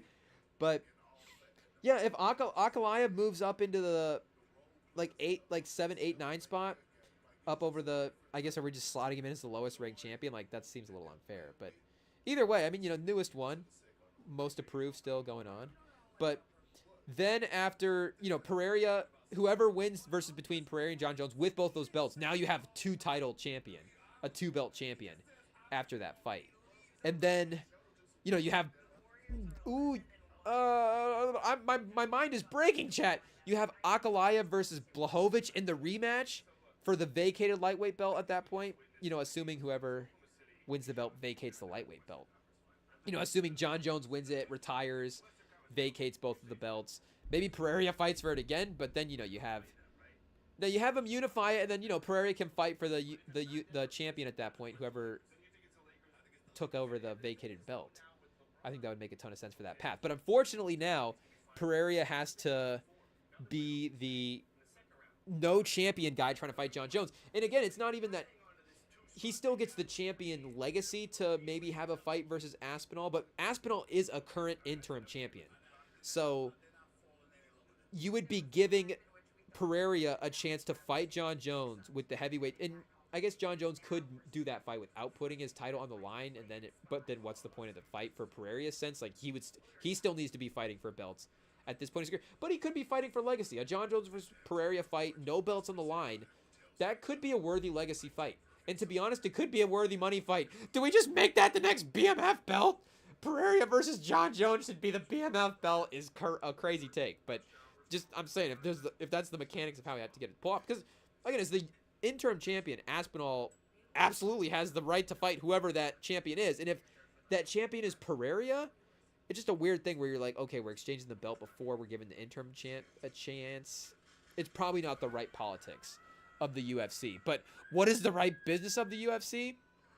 And I guess what is the right business for John Jones? Because John Jones versus Aspinall, I mean, by all means, is an absolute money fight. John Jones of course, is a headliner himself. So John Jones, especially, we have to really savor these last couple of fights and really enjoy, every last John Jones fight that we end up getting. But he's going to be a draw, but that Aspinall competition would absolutely raise that market value. But like John Jones is saying, he doesn't want fights that can damage his legacy. Not that Aspinall would damage his legacy, but now he gives all this UFC legacy cred to Aspinall versus a win, whereas Pereira is a legend already. So legend versus legends, it's like I'm fighting legends. I absolutely get what John Jones is saying, and it makes a ton of sense. And it is absolutely, I think, respect to where Aspinall is at in his career. He needs an overwhelming paycheck to be able to fight a guy that could probably beat him. It's probably in the best spot to get a win over him at anybody in his career. But again, like, we've seen him versus Prohaska. We've seen him versus the rest of the lightweight title. So I know the conversation was immediate rematch, and I think that UFC, and I'm not the expert UFC guy here, but for my understanding of the UFC, that would be, I guess I shouldn't say that would be the right move. That, to me, would be a move that would make a lot of sense, would be to have that rematch for everybody involved. And like I'm saying, unfortunately, that probably means that John Jones is now fighting Aspinall next, but it is what it is. Or he vacates the title and just runs from Aspinall. But that might be worse from his career than losing for him, to be honest. Like, just get out there and... But then the undefeated thing, I know he's not undefeated, but the DQ, and now that rule change, I believe, is legal. UFC fans back me up on that, but now it's like if John Jones, if John Jones really just, I forget even what he did. I have to go back and watch the highlight. Was it just, I think it was the style of hit. It was not, he was being too much, or like he stopped after the whistle or something like that. I think he just got him with an elbow that was not the right, a 90-degree elbow or something, like on the ground. I forget exactly, but yeah, I think now it's, anyway, I don't want to say it's legal, but there's something about it now that is not a DQ maybe. Maybe it just points off. I forget. But regardless, he's still the GOAT, so it doesn't really matter. But yeah, Pereira versus Ankalaev. It'll probably be in like 3 more months because Pereira is ready to go. But he needs to probably, back off a little bit. I mean, you can see in the picture, chat, he still is pretty locked in, but there's just like there's a relaxedness in it where he's obviously an intense guy just in general, but you can see all the champions, like you get to a champion status when you get happy. Chat, pause. Hey, yo, who's the most Marab? Is Marab doing okay? Took a toll. Marab had the biggest. I love all the champions. Like, what's the champion that got there with? Honestly, Pereira Duplessis is still got a pretty straight nose, Chad. No breaks for Duplessis. But I guess should I just cancel me now, Chad? I don't want to assume that, if that's biology, by all means. Everybody's fearfully and wonderfully made, Chad. Read the Psalms. But I'm just saying that we all know that, the UFC fighter's probably going to have an injury or two to the face. Not surprising. But shout out. Again, I'll be excited to rewatch this fight in its entirety when that's available. But Ankalaev's just well-rounded in this game. It was going to be a problem for Pereira at some point. And once he was able to control the distance and able to, get him up against the cage and not able to let Pereira's power become a factor, it really becomes now, what does Pereira have to go to if he's not confident? And that was part of it too. I think Pereira, there was a little hesitation with just figuring out some of the range stuff. And I think the wrestling dynamic of it, he just wasn't as afraid of the other guys' wrestling, I don't think he respected their wrestling. I think he probably respected, and I don't know if Ankalaev's tape, I don't know his career as well, but I'm just assuming it's a wrestling background. I'm looking at Ankalaev. I'm assuming the man is knowing some jiu-jitsu and some whatever actual wrestling the terms are for it. But Greco, the man's a Greco-Roman. I'm not sure. But, I'm assuming maybe the hesitation of opening himself up for a takedown might have been part of it as well, too. But, by all, Ankalaev got him. I'm going to get Pereira. They went the distance. I think game plan, adjust, go out. It'd be fun to see Pereira game plan counter a guy, because that's another thing we've never seen as well. Like Adesanya, he won the first one, and then Adesanya was the one that came back countered, and Adesanya didn't even really mix it up that much. Like he kind of did the same thing and almost got him with the. And to his credit, he almost knocked him out in the first fight, but almost came back and with the exact same thing in the second fight and was just able to, actually complete the job. But Pereira in the gym, in the game plan, like X's and O's, how is he able to counter Ankalaev? Is he able to add to this game in the same way? Does he maybe take a different opponent? Like that would be the reason that he moved to heavyweight is he gonna not have to wrestle? Like, can you fight for can the interim guy put his interim belt on the line? Can we have two active heavyweight title champions just going at the same time? Pause. Like, can Pereira fight Aspinall for the interim belt? And would Aspinall, I think Aspinall is such a competitor that he would say that, but the smart business move is to hold out for John Jones as long as possible. Let John Jones, if you're Aspinall, that has to be the next fight. Again, I know I'm countering. Oh, chat. I have to pause, do it at least once on the episode. Lose the web page, lose the face cam. Shut everything down.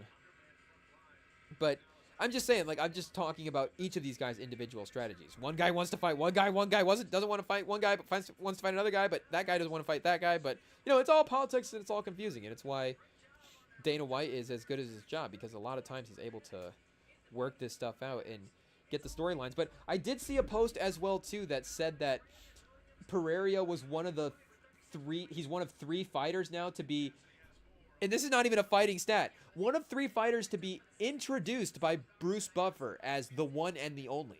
So speaking of John Jones is one of the other three, and one of the other guys to do it was the third guy, maybe in the timeline, the first guy. I don't know when he called John Jones the one and the only, but the third guy that we haven't mentioned yet is Conor McGregor.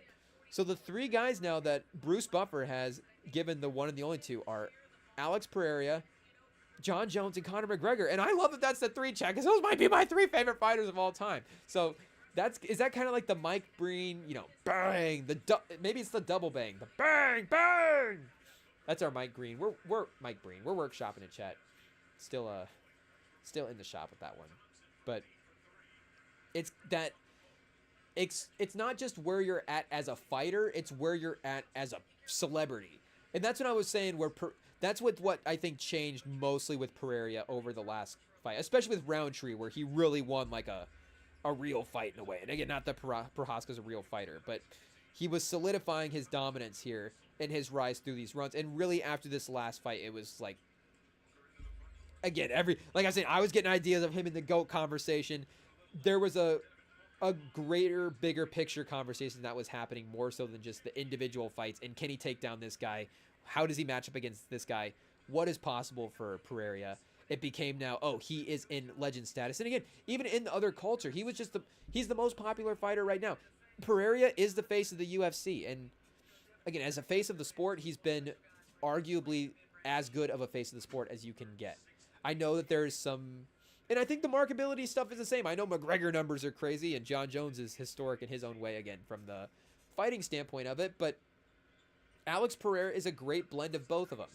Maybe he's, and, a little McGregor-ish as well, too, stylistically as well, being a stand-up dominant guy. But to be able to just have that cultural impact, and casual UFC fans are tuning in. Myself, like, not hardcore UFC fan, but maybe a little bit more than casual. I'll throw on a fight night every now and then, maybe get a little bit more in the mix. And the guy that just maybe will throw on Pereira, or just be in the room for UFC when it's on, and like, oh yeah, sure, I'll chip in the money for the event. Like, I can get behind, the pay-per-view idea of it. And yeah, I know about Pereira. I'll get in. Like, obviously, we're watching more UFC than that guy as well too. But Pereira is the face of the UFC, so it's tough. I guess I haven't been, I was just like a McGregor fan when he was fighting, and then, he went away as well too in a different way, not necessarily because of losses. He vacated the stuff. There was, I have to go back and remember, like, was there like suspensions and stuff as well too that maybe happened with McGregor? I know there was legal stuff as well that happened. Then eventually, he did return, get injured. Now there are injuries and other things that are hampering his career. But what was that here? Let me look back up real quick. What was that turning point for McGregor? The Khabib loss, of course, was tough because, again, that becomes sort of an all-time stylistic. If you match McGregor up against, because as long as you keep winning, you have the mystery of, hey, McGregor can knock out anybody. It's possible. We haven't seen him lose yet, so why would the next guy be the one that got the win?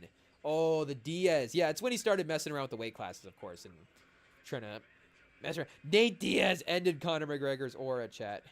It is what it is, but that's a fun comparison to look at, where Diaz is one of the more popular fighters in the UFC. Definitely more popular, I think, in terms of a fan base than Ankalaev. And we probably need to give Ankalaev his international respect as well, too. But, Nate Diaz is never face of the UFC. He is close, doing our, we need to do UFC aura rankings, but I was thinking to our NBA comp type rankings, like, could he be a Reggie Miller type aura guy where, face of the league might be asking a little bit too much, but, literally saved a franchise, saved a whole state from having to lose a basketball team in Indiana. Like, he can have that level of impact. Like, Nate Diaz can be that type of guy, like face of a division maybe, even though, never, I don't think he ever actually won like an actual belt himself, but,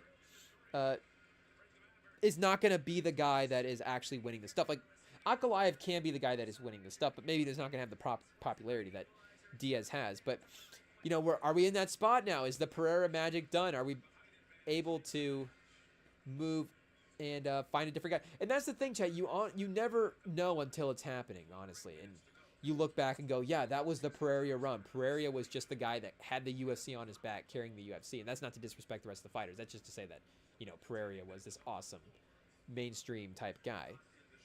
And it's like we're saying in the NBA, like, the vibes, like, Luka might be, and, we said this when the trade happened. If there was ever a case for can an international player be the face of the league, like, Luka in Dallas was already, scratching the surface of being that. And now you put that kind of star power in LA, like, this is the recipe for it. Like, we're going to see the fact that, yes, international guys can be the face of the league. And the energy around that game proved that the pieces of it are there with him in LA. So, yeah, Wemby, Anthony Edwards, Cooper Flagg, all these guys, like, maybe it is just as simple as Luka Doncic in LA will be the next face of the league.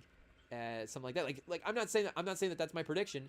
I'm just saying that maybe that is a very, very realistic case of what's about to happen. And I'm just, at least trying to acknowledge it before we get to the point where Luka Doncic is winning the finals and we're like, oh yeah, Luka Doncic is the face of the league. And I think we'll be more acknowledging of it in the NBA because we're actually looking for it. But for the UFC anyways, because, speaking of McGregor, there was, and not even McGregor, like, we had Usman there for a while. We had Adesanya. We had, there was another guy that, Oliveira, as a run as a champion, just constantly dominating and bringing the sport, further along in terms of its notoriety.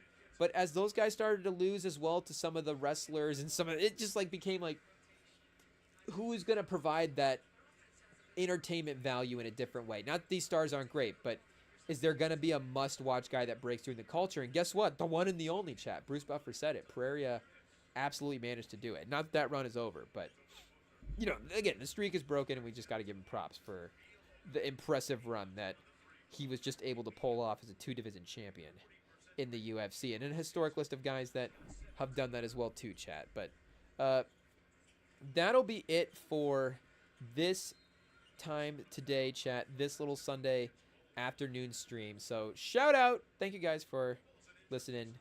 Thanks to our guy Sam, of course, for jumping on. We always love hanging out and talking with our guys. So be back. Love hanging out with you guys too, chat, of course. It's always a great time. We'll be back later in the week. Multiple times. We're not going anywhere, chat. More basketball, more music, more movies. There's a lot of stuff that we're cooking up for March. March Madness is more than just the tournament, chat, that is about to happen. It's the Rem and Sam pod. March Madness all over the place. Pause. It is what it is. But we're here on YouTube. We're here on socials, on Instagram, on TikTok, and Spotify, and Apple, and all that different stuff, chat. You'll be, we're out there if you want to follow us. Rem and Sam pod on all those platforms. So thank you guys for jumping on today, and stay tuned. We will be back later.